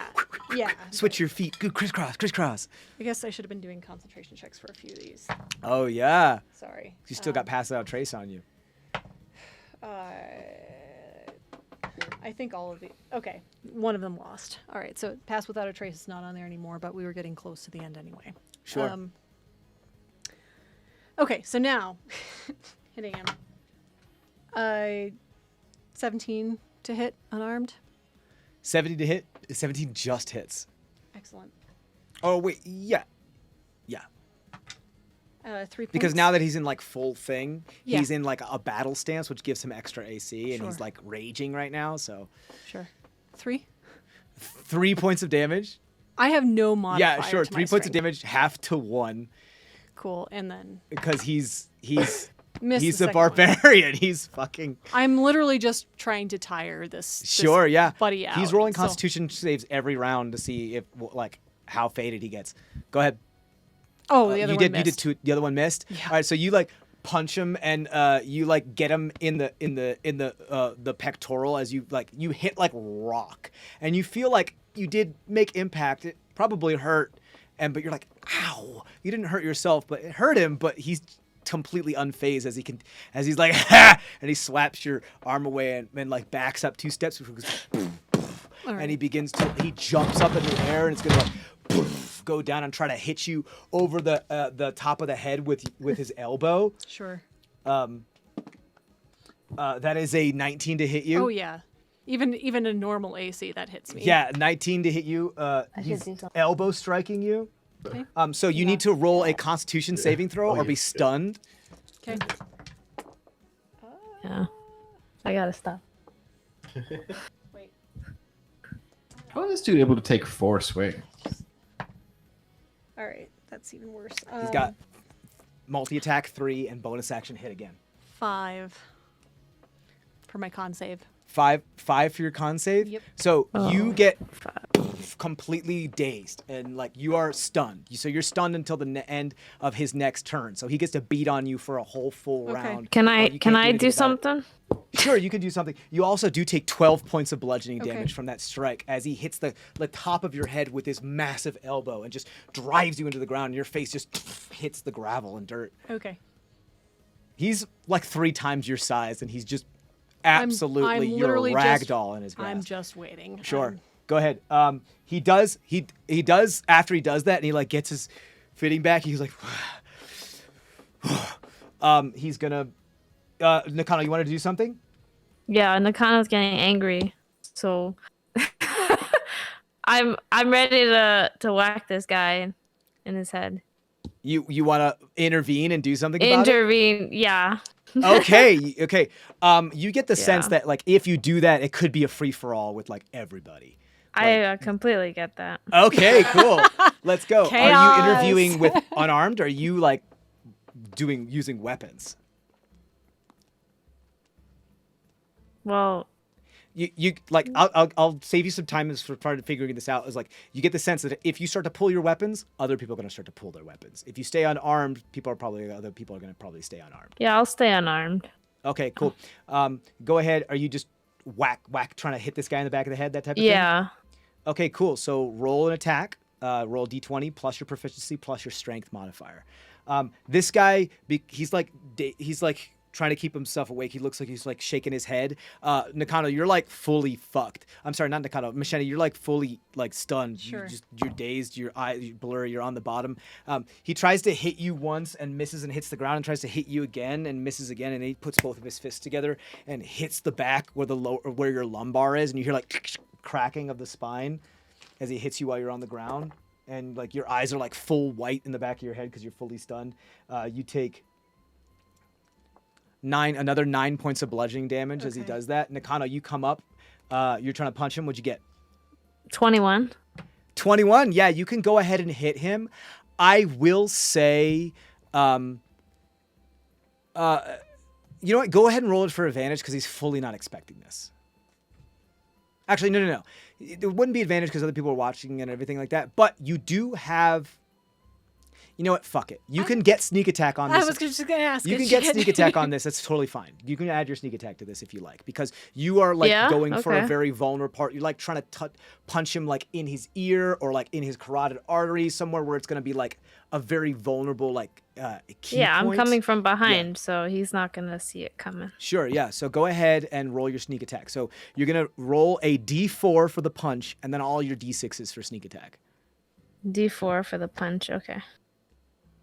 And then add your... Yeah, so d4 plus your strength modifier 4. for the punch. Yeah. And then all my D6 All your sneak attack. Yep. sneak attack. So that's 4. Hold on. 5. 5 Yeah. d6s? Yeah. You're kidding. Get it, Whoa. Get it, Nakano. Get the scum out of here. Okay. 11, 15, 14 plus sneak attack, which is 7, 21. 21? And do I also get plus dex? You add plus strength for this one. Oh. So that would be 0, 21. So 21 points of damage. You got it. Well, it's 4d6. 4d6 for sneak attack at 8th level. Because you're adding the weapon die onto that, and the weapon die is the d4. Could I get rid of the 1? Sure, fine. Because he's a scumbag. Sure, fine. Yeah, he's a 20. scumbag. So you do 20 points of damage. As you like hit this guy like right where the carotid artery meets like the base of the skull, and you just like and you see him like stagger as you punch him, and he turns around and is like, "All right, little pros want to play too, eh? Well, come on then." You see that the other lieutenants now also enter the fight. They are no. Yeah, so the other 3 lieutenants, other than the Ibkis does not enter the fight. Speaking of which, you punched. You still have that metal, like whatever that rod cylindrical thing in your hand is. Yeah. Do you want to look at it, or do you want to keep it secret for right now? Can anyone see me looking at it? You are in the middle of a ring with like about like 20 or 30 people around take you a saying, quick... fight. Yeah, I take a So quick everybody's look looking at at you. Yeah. You want to take a quick look at it? Okay, Yeah. It looks like some sort of metal cylindrical rod about this big that appears to have some sort of button at the end of it. And it's just a purely metal rod, just looks like almost aluminum or like steel solid, and it's got like a button at one end of it. It's about maybe 2 feet long. Well, that's a bomb. Oh, you think so? I don't know. It's only about like this wide. Oh. Like I would say Be a at post most there. an inch in diameter. I don't just push buttons. I mean, do I know what this could do? You're a far traveler. Go ahead and roll an Arcana check. Whoa, natural 20. Fuck yeah. Whoa! Yeah. Absolutely amazing. Okay, so this is what you've seen one of these before from traveling tinkers that they move around and they try to sell like little magical trinkets and stuff like that, and sometimes other stuff. And you've traveled a long ways, so you've seen something like this before and you had to explain to you. This is what's called an immovable rod. This is something where you put it anywhere in the air or literally anywhere. You can put it wherever you want, and you click the button, and it just stays there in that space, and it cannot be moved at all. Ever until you unclick it, like by That's anything. so cool. It's just an immovable force, it's an unmovable object, and it just becomes that. And it's a 2 foot long by 1 inch diameter cylindrical steel rod, and it just stays there until you unclick it. That's what it does.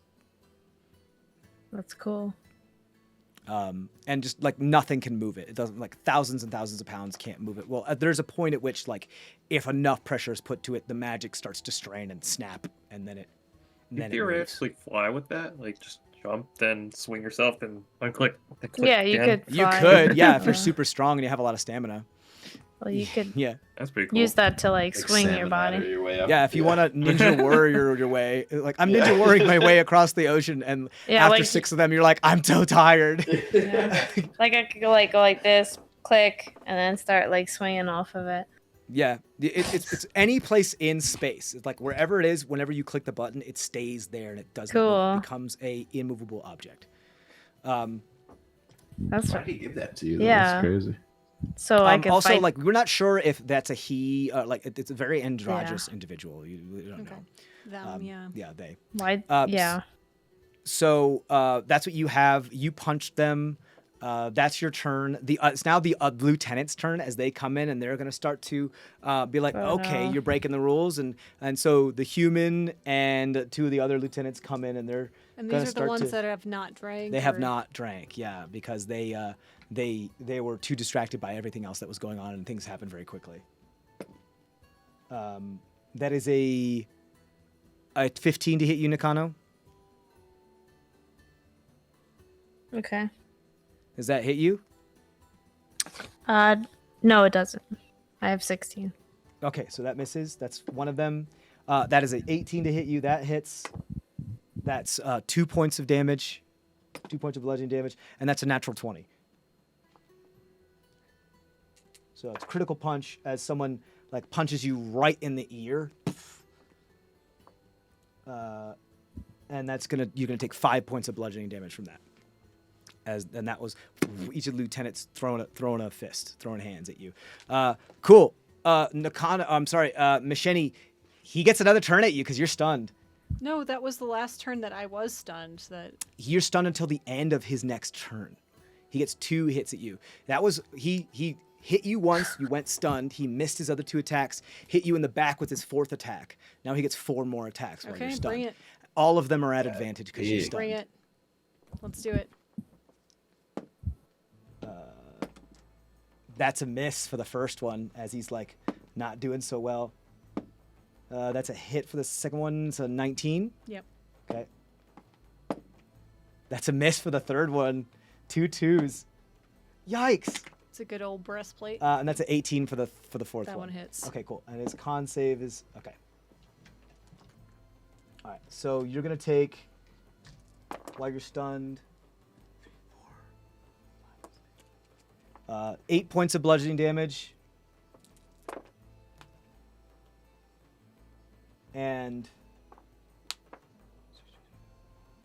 7 points of bludgeoning damage. Okay. And that's the end of his turn as he's wobbling, but he's hitting you pretty hard, and you're up again. Like it's not your. I'm looking turn pretty yet. damn bloody, but Yeah. I am. It's not your still turn awake. yet. We're gonna go back to Nakano. It's Nakano's turn now. That's fine. I'm just stating what. So you got 3 lieutenants around you. The Ibkes is standing there just watching. Now the crowd is growing. They're like, fight, yeah! You see people start like pulling out coins and placing bets and stuff as the lieutenants are fighting each other with the captain. You see a lieutenant fighting. They're like, a lieutenant is fighting the captain. Oh yeah, cool. Oh, one of these other people came in like, oh yeah, like let him go. Like their bosses are all fighting each other, and it's the best entertainment they've ever fucking seen. So they're having a blast. So Nakano, around you have the captain and 3 lieutenants. What would you like to do? I like to use this rod and in a way that nobody really can see it. So just like as I'm about to, like almost like I'm about to like punch, I like hold on to that rod and kind of use it to like swing my feet. And Oh, you're gonna use it as like leverage to leverage, whirl yeah. around. Yeah. Okay. Oh, cool. Like a stripper pole. Kind of, yeah. Exactly Nice. how Okay, I pictured cool. it. Yeah. Okay. Cool. So you like you run and you click the rod in the air and you Yeah. swing yourself to triple and That's- I'll say that's go like ahead and a- roll an acrobatics check. That's and- a Xena move right Yeah, there. it's really cool. I'll say that's the sick. higher you roll with your acrobatics check, I'll say will be like you can cleave, meaning like you can hit more than one individual with this attack. 18 and then 27. 27. Okay, you're able to hit I have a high the captain and all 3 of the lieutenants in this one whirlwind attack.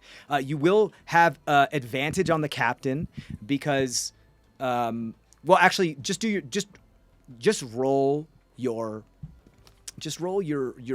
roll at advantage right now, and that will apply to everybody's AC, and just roll your damage, and that'll apply to everybody. My roll at advantage. Yeah, your attack. So it's your proficiency plus the d20 plus your strength.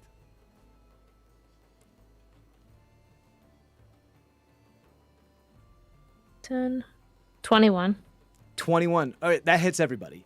So everybody is going to take a d4 of damage plus 4d6 of sneak attack.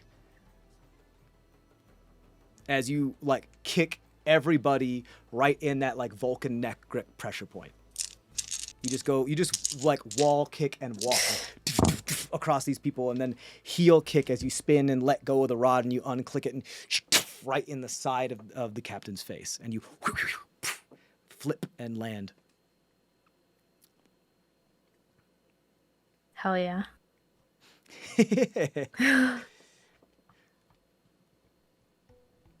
Go ahead and roll your damage.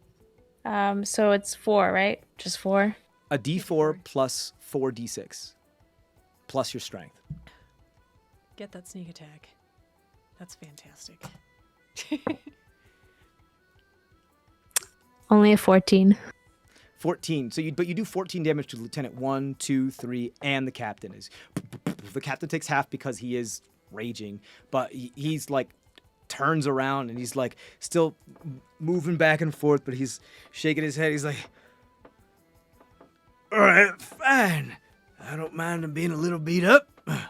Did you do that roll at advantage, by the way? Because I am an ally within. Yeah, Okay. that was an added advantage to everybody. Okay, Yeah, I yeah, understand. she did. I just wanted to make sure she What? rolled it at. Okay. Yeah. Yeah. Cool. Okay, so now it's the lieutenant's turns. They're all gonna try to hit you, Decano.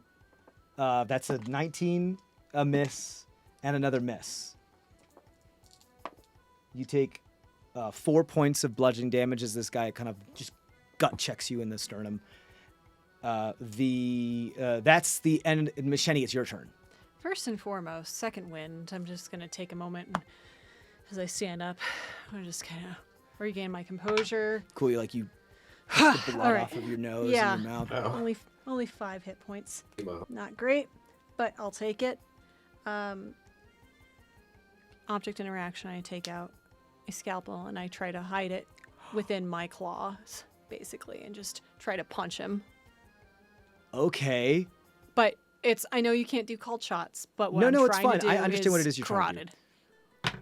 Because Shh, you're trying to slice his carotid I'm with a done scalpel? with this. I mean, I am Oh almost my dead. God! I'm almost dead. Okay, Like, okay. I'll say roll a sleight of hand to see if you're trying to like hide this first. Yeah. Yo, fucking shots like, yeah. I mean, yeah. I'm almost dead. I am protecting myself at this point. It's 19 sleight of hand. 19 sleight of hand. Yeah. I mean, you feel like it's pretty hidden to you. Okay, cool. Again, just my thumb's kind of barely out, but that blade is there, and I'm trying to punch his. That was a wild ride. How do you want to? Because I am proficient with surgical tools. how do you want to do? You're proficient in this. I would say it is a dagger. Okay. It's the same thing as a dagger. So it's a D4 plus your proficiency, but it's a finesse weapon, so you can add your dexterity. Okay. So D20 plus Right. your dexterity plus your proficiency. To hit. Right. So that was only 14. Fuck. That's only a 12. So it doesn't 12. hit. So you like go, and he like kind of staggers back, and you miss both strikes. He's like, you have to do better than that. And then you see him wind up with both of his hands as he goes down and drags his knuckles on the ground, and a bunch of gravel comes up and it hits you in the face before he's trying to like hit you under the chin with both of his hands clasped like this. But before he hits you, we're gonna go back to the boys. This is so. God. Go away. Go back. No, we're gonna go back to the boys. You guys are headed to the garden. This guy fell down from the ceiling, broke all of Tamarin's hard work he spent hours on. It was hilarious, but I didn't want to laugh because Tell me the story. Amazing. All right, you're telling the story of the church, the temple. Yeah. Yeah. You guys are shooting the shit, telling a bunch of stories, and your dad's like, "That's crazy. That's so crazy." He hands it off to you guys. Are you gonna take a sip? I mean, yeah, we don't know what's going on yet, so it's I like, guess so. Yeah. Yeah. I mean, Okay. right? Go ahead. Roll a Constitution save again. I got You guys are headed to the garden. I got a you can see 9. it in the distance. You got a 9. Okay, Scoop, you are fucking crunk. You are messed up. Pretty much you're drunk, so you at the moment you are immune to fear in any way at all. Like you nothing, you're afraid of nothing. You have liquid courage. But you're at disadvantage for pretty much everything. Okay. But what I will do is that I'll get to give you your perception checks before that took account. So go ahead and just roll a straight perception check for me. Same thing for you, Tamarin, and then give me your Constitution. 15. Wait. 15. 15, yeah. 3 for 15. perception. 3 per perception. Yeah, no, you don't care what's going on. You're so involved in the story, and you're like, I can make my dad proud of me again. We're drinking. I'm drinking with my dad. It's so. Okay, what did you get for your con save? 11. 11? Yeah, same thing. You're messed up. You're immune to any type of fear. Nothing. You're scared of nothing. But you're at a disadvantage of pretty much everything at the moment. So you guys are headed to the garden. You kind of make it to the garden as all this stuff is happening. Scoop, you do continue to hear that chanting in the background, but you're just like, at the moment, it just sounds like to you, because you're so drunk, like your own theme music that's going. Oh. People just going, fight, scoop. It just kind of melds into your head of people chanting you on. You're just like, yeah, we're having a good time. We're getting fucked up tonight, yeah. You guys found your way to the garden, and you do that thing where people get so messed up and they go to these places and they're like, we're going to drink here, we're going to have a good fun. Why do this? Like, grab that headstone. Let's just throw it around. Like, trying to break this thing. You'd be like, oh, look, those are the eggplants. Those are eggplants from one of my gardening nemesis. Yeah. They keep, you know what they do? Like, they plant plants that attract bugs that eat my tomatoes. But then they put other plants there that attract the bugs so they don't eat theirs. And so why don't we take their... Let's piss on Yes. those plants. Yes. Why don't we take their eggplants and shove them in our pants and then put them back?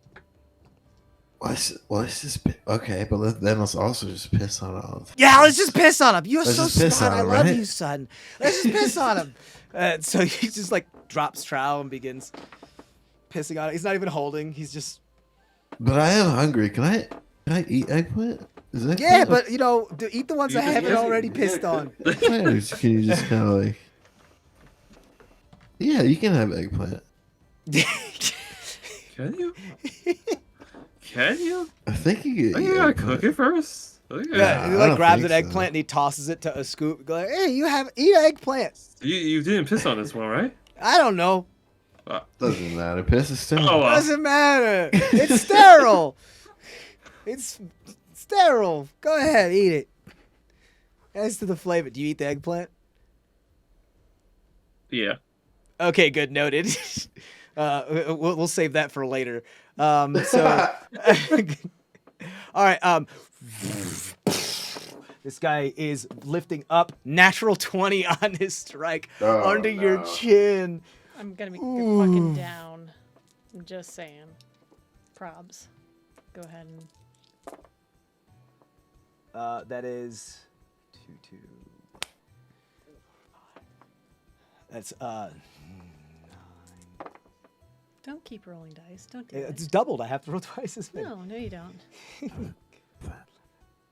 It's 15 points of bludgeoning That damage. is literally 1 point more than what I have. Oh no! So he goes like just slow motion drags a bunch of the gravel, kicks up and gets into your eye as you like lift up your face to try to wipe it out of your eye, and it just hits you right under the chin. You hear the crack of like some of your teeth up against it as your eyes roll in the back of the head and you lose consciousness midair as you go arc in the air and skate onto the gravel. Nakano, you see Miss Shenny just absolutely get rocked, and she's knocked out, and you see like blood coming out of her mouth as she's on the ground, bleeding, completely passed out. And he turns around and he's gonna be like, "Come on!" And he tries to swing at you, Nakano. Misses the second one. It says 17. Does that hit you? Yeah. Okay, so he hits you with the third one.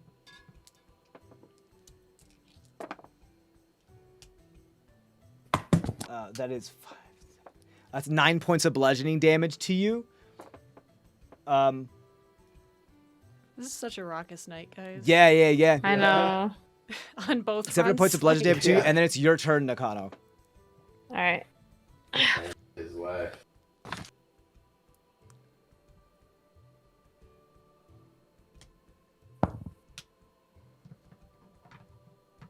I rolled a 3.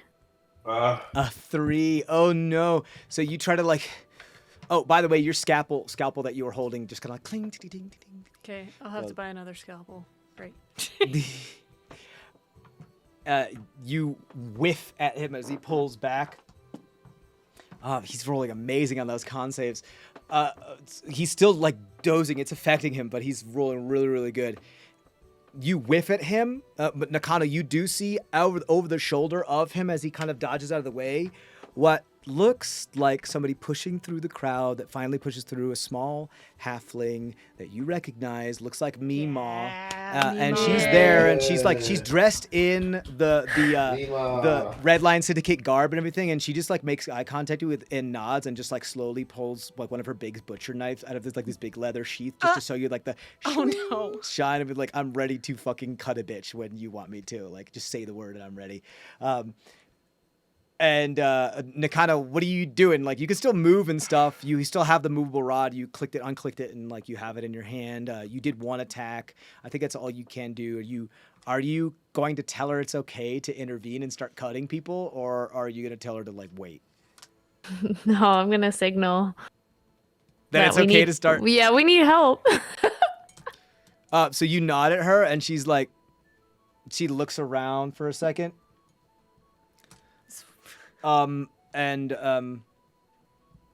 She pulls out the butcher's knife just a little bit. It's super, super shiny. It's almost chrome. And she like angles it, and you see her turning her body as you see some of the fire, like a light kind of glances in your eyes, and she turns, and she appears to be like angling it in a certain way and like turns it a little bit as she's looking up and off into the distance. Before Nakano, you hear like right next to you over your shoulder as a blood spray just sprays onto your shoulder and against your face is just spattered pink dust ends up on you, and you turn around and like right between the eyes of one of the lieutenants there's just a gaping hole. Oh, damn. They're just missing, and they just fall to the ground silently. Nobody saw it happen. They just fall, and the blood splatter enters, like hits your shoulder. Holy shit! What? And you see Mima just like grin and be like, and like reholster her thing and nod, and just as she's like smiling and nodding and going back into the crowd, she's like, Oh shit! No. As she just kind of like Homer into the hedge, fades back into the crowd. Oh my god! Okay, so here's what we're gonna do. Misheni, please roll a death saving throw, but don't tell me what it is until after we check back in with the boys. We eating piss plants, y'all. Yeah, you're pissing on egg. You want to take a bite? Here, take a bite. Take a bite. I can't bear. So go ahead. You guys can roll perception checks again, but you guys are messed up, so go ahead and roll them at Is this a disadvantage. perception check to see if there's piss on the eggplant or something else? It's just basic to see what's going on because there's quite the disturbance going on at the construction 6. site. 17. 17. Okay, a scoop. You realize that maybe this isn't your theme song, but like another party that's going on nearby. That's not too far away because if you remember the gardens, like, you know, there's a large field between it, but you can see where it is. You can see the tower construction site. And you hear like what sounds like quite the party going on over there. We over there. We go. Fun. Let's go. A scoop just says, over there, fun, we go, and just starts to stammer in that direction, and both of you just like turn over. Still peeing, you walk a couple feet before you realize, like, oh yeah, I'm still peeing, and you pull your trowel back up. I've done that before too. You've done that before. Shut up! Why man. did you say that? No, I didn't say that. Oh my god. And you guys keep going. So all of you pee a little bit and then realize like, oh yeah, you like, trip and fall and then you realize like, all right, I should probably pull that up. And then you go and you guys are headed toward the construction site with all this stuff. I'll say by next time you guys will make it there if you guys want to. There are like regular doors that you can get in. Like there's doorways with no doors in them and you could try to get in if you'd like to. And we're going to go back to Misheni. What'd you get on your death saving throw? Nat 1. Nat 1. That is 2 Oh, failures, fuck. guys. She is 1 failure away from dying. Permadeath. Permanently. Man, the hell? Oh shit! That is the captain's turn. The captain, that whatever happened to that one lieutenant that has a hole in their head, it looks like they just like maybe got hit by something and then just passed out and fell. Nobody has noticed that like there was anything nefarious. The hole in the back is covered by their hair, so it just looks like there's mud. Nobody seems to have noticed that it was anything else other than that. Nakano, the captain, does turn around. Looks like he's getting a lot more sluggish now as he's like falling asleep. He's doing all these attacks at disadvantage. Good. That's a nat 1. He punches, knocks out completely one of the other lieutenants, just completely knocks him out. You duck out of the way, and he just rocks this lieutenant as he goes sailing over the perimeter of people that are going like, yeah. And they get mosh pitted for a little bit and carried around the area, and they're completely knocked out cold. And he's going to swing for a third time. He does hit you this time. Wait, no, it's at a disadvantage. That's a 17, so that hits you, yeah. That is 5, 9, 12 points of bludgeoning damage. And then he's going to do his last one. That misses. Last one misses. That's then the lieutenants. There's only one left, and they miss. It's your turn. You got a lieutenant behind you and a captain in front of you, and Misheni is looking not good. What are you doing, Nakano? Attacking. Which one? The weakest one. The lieutenant? Sure. Yeah. Finish somebody. All right. Go ahead. Hold on, I'm just praying. I'm just praying. 6. 6. Oh no. You try to like do something really. You try to like duck and sweep the leg, and they just jump over it like jump rope, and they're like, and it's the human that was like really annoying. He's like, I did it. I evaded an attack. I did it. You can't hit me. I am invincible. And that's your turn. We're gonna roll. See something else. Oh, holy shit. So he goes like, I'm invincible. And he falls backwards as this. You see like another Damn. hole appear in this guy's head, and it just splatters all over the ground. And he falls backwards. Everybody's drunk. Most of the people are drunk. It doesn't look like anybody's quite noticed these people have died yet. They just look like they drank too much and they're fighting, and people are falling into the mud. Nakano, you physically notice that these people have holes in their head. They're full dead. They've been like one-shotted, headshotted. I want to get out of It's- here. Okay. It's back to the boys now. Boys, you guys make it to the perimeter of the thing. You hear people going, fight, yeah, crazy. There's this big old crowd. You guys can go through the doorway. You see bunches of people, both indentured. It's going on maybe like now 80 people now, indentured and Red Lion Syndicate alike, just cheering on in this like circle, like you see in New York when people are doing street performances and there's like this big crowd.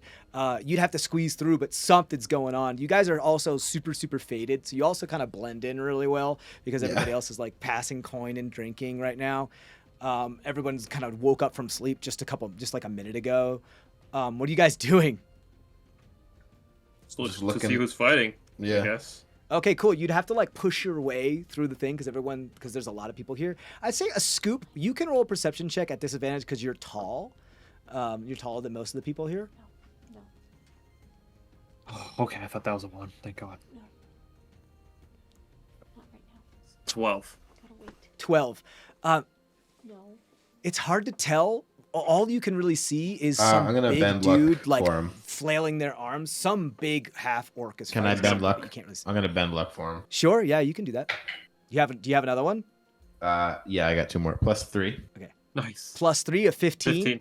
15. You can see what looks like a forest green ibkest in the circle that just seems to be standing around near the perimeter, not really doing anything. That kind of catches your eye first because you're kind of looking for that thing, and then you see what looks like a purple ibkest, most likely Nakano, in that area that just got like almost hit, and it appears to be she's bleeding from her mouth and her nose.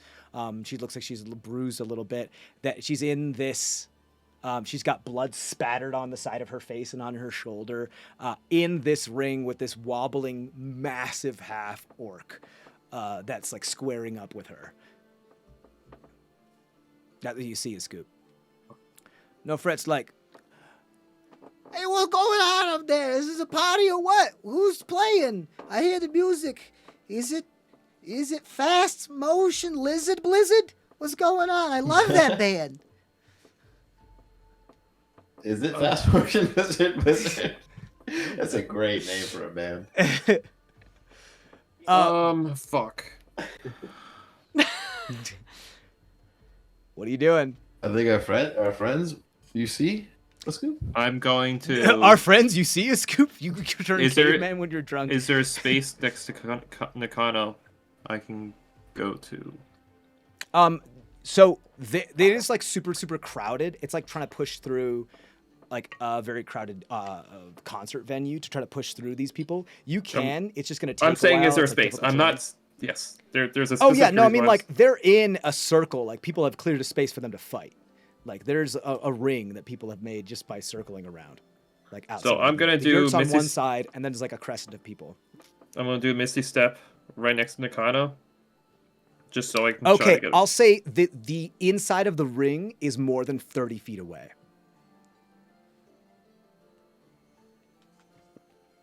You'd have to try to like at the very least try to push your way through the crowd a little bit before you can get there. You're also drunk, Fuck.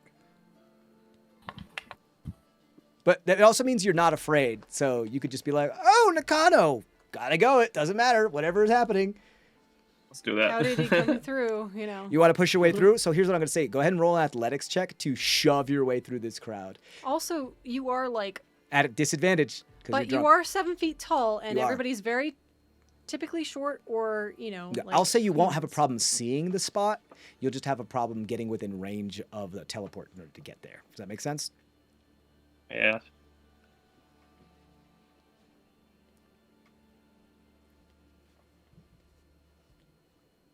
What'd you get for your athletics check? That was At one disadvantage. 5. A 5. You see a Scoop with these like flimsy drunk arms, like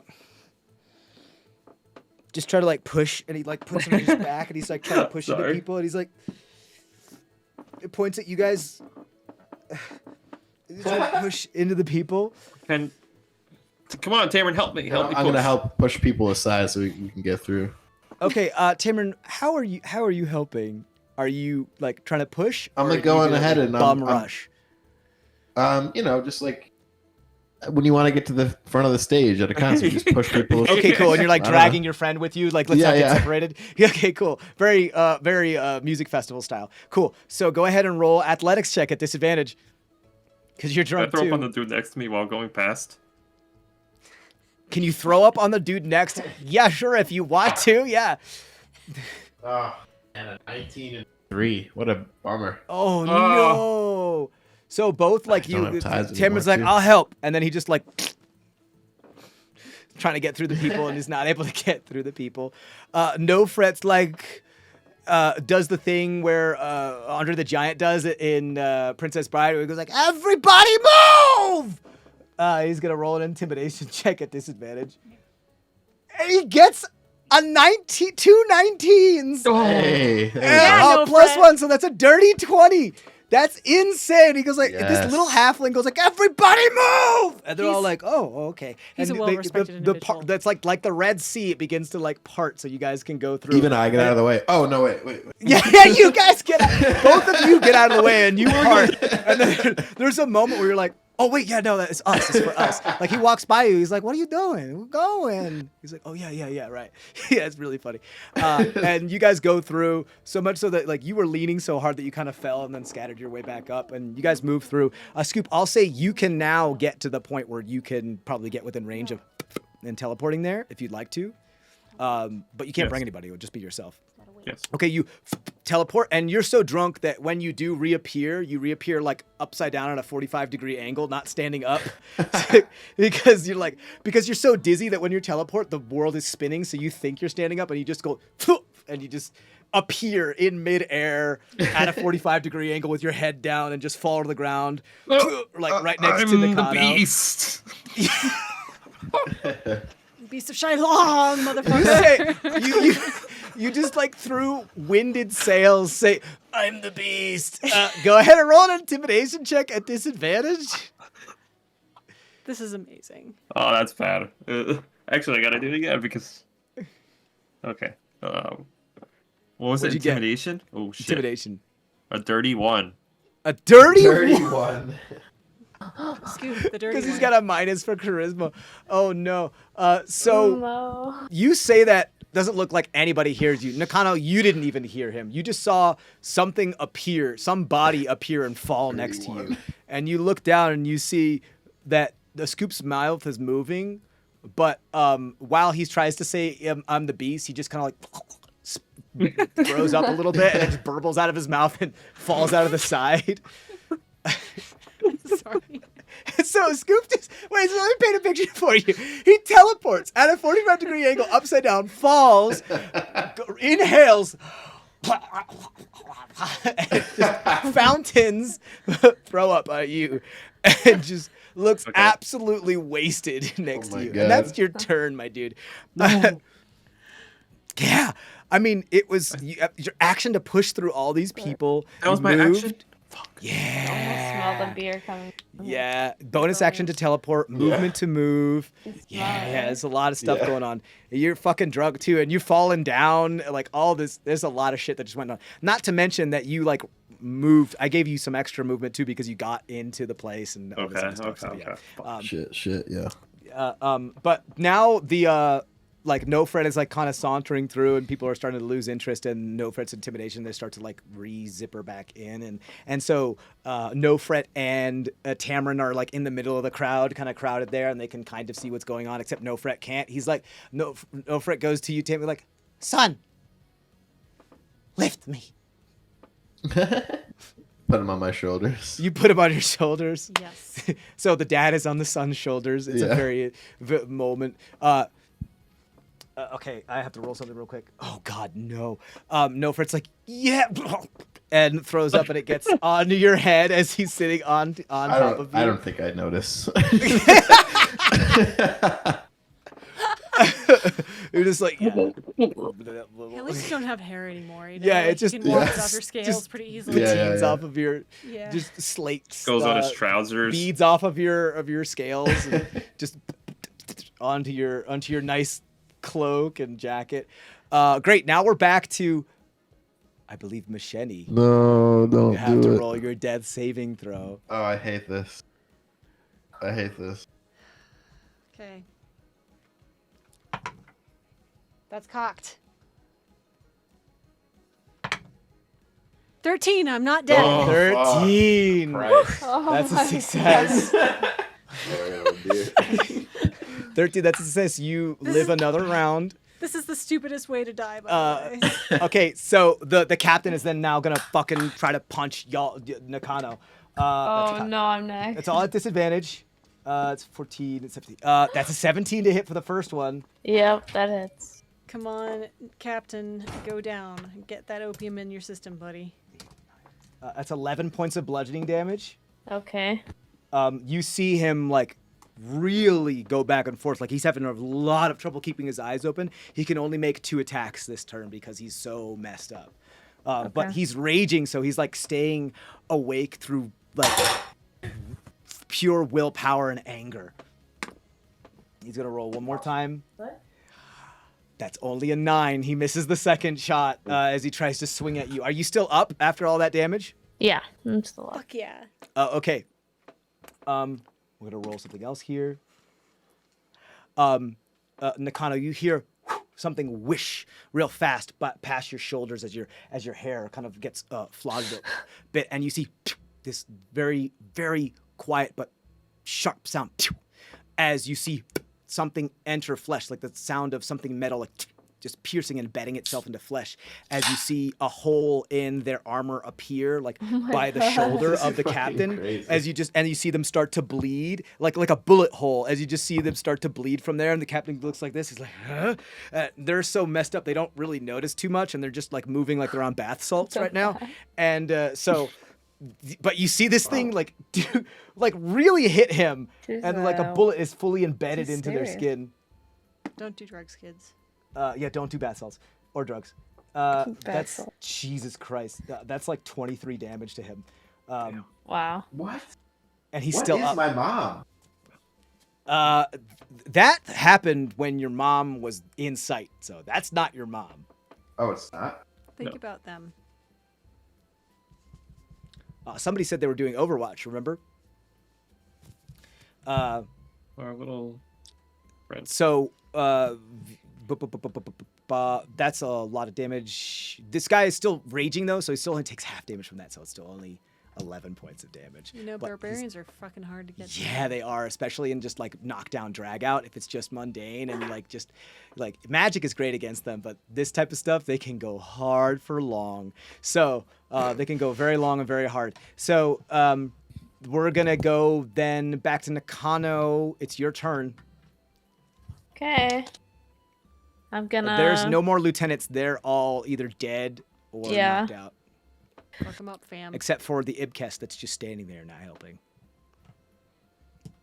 You see when that bullet hits the captain, they tried to like hide it, but they're go ahead, it's your turn. But everybody's down, so no attack. Except for the needed. captain. Captain's still going. Captain's I still want up, to. yeah. I really want to get him. Yeah, get that scuzzball. 10. You don't add to your. What? You don't add to the roll. Athletics. A D20 plus your proficiency Oh, plus 13. your strength modifier. Yeah, the strength is 0. That's why. It's just 13. 13. Yeah. So and you're punching, right? I- You're not using any weapons? Yeah, no weapon. Okay. 13's not enough. You do clock him in the shoulder, but it's like hitting rock. He's just that hardy, and you're like, oh man. I'm gonna ask you: Are you gonna pull your weapons, or are you gonna keep going fist fights with this guy? All right, now I'm getting serious. Time to bring out the bad boy. Okay, you're gonna pull out one of your short What? swords. Short sword. Well, do you have another attack right now? If she uses a light weapon, which is the short sword of the blade, Sure. Okay. or the Can she blade use of sneak attack if a scoop is Haladriel. upside down? I mean, I'm on the floor gargling.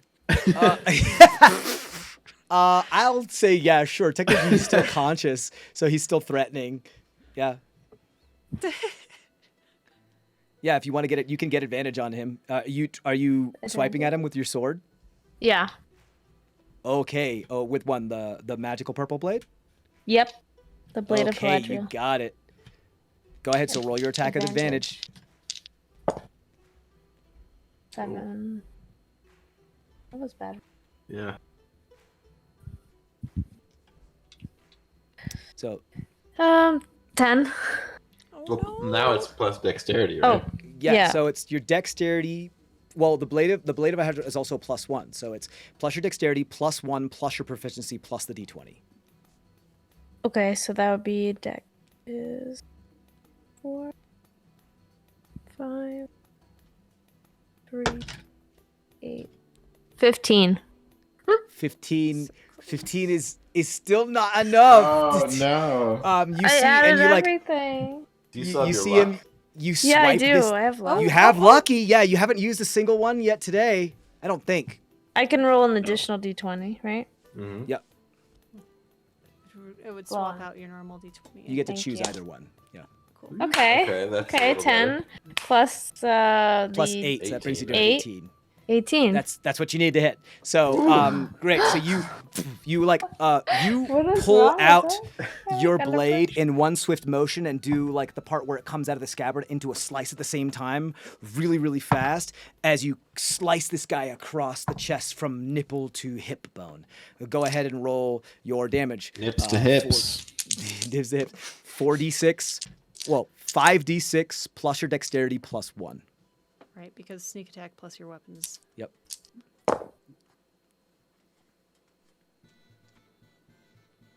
5. 24. 24 points of damage. Get this Okay, motherfucker. it's still half because he's still raging, but you cut this guy really bad and you start to see the blood just seep down his chest as Isn't it his magical piercing damage? Because it's the it blade doesn't of matter. It's Galadriel? any type of bludgeoning, piercing, or slashing. Any type. It doesn't matter whether it's magical or not. Okay. Yeah, that's how Barbarian Rage works. But you do cut this like being barbarian? into his armor and cause his chainmail to like fall to the ground like a skirt across his waist, and you see the blood dripping down him. He's getting messed up, but you also have drawn a blade at him, and he's like having a real tough time staying awake. All right, now we're gonna get serious. As he reaches to his back and really lazily and sluggishly pulls out this huge double-handed battle axe that he grabs and drags on the ground before he tries to pick it up and put it on his shoulder. And you see him like turning to just do this big cleave to try to hit you with it. He can't. He's massively strong. He can't hold this thing out from his body. He has to hold it onto his body, and he puts both of his arms on it like this and swings like this. It's that heavy. It looks like it's over 200 pounds. This thing is huge. Whoa. And it's like this hugely long. The diameter of it is this thick, and it's made of like lead and steel, and it's the blade itself is about made out of this lead? wide. The double axe, it is Get a big old huge. lead pipe. And like you didn't know like where he was hiding this thing. Like apparently just the blade itself was on his back, and then he reached in, and the handle was like telescoping, and then he pulled it cool. back, and it's like, poof. And he was carrying this thing on his back this whole time. So that's what he's about to do. It is the boys' turns. It's a Scoop, Scoop's you can turn. go first if you want. Please let a Scoop go first. What do I see? Your own vomit in your eyes. For reals? I mean, yeah. I mean, you can wipe it off if you want. Is that gonna be an action? No, come on. That can't vomit check can't be a free object It's a interaction. free. It's a free. Like, It's free object interaction. Okay. You can if you want to stand up, you use half your movement.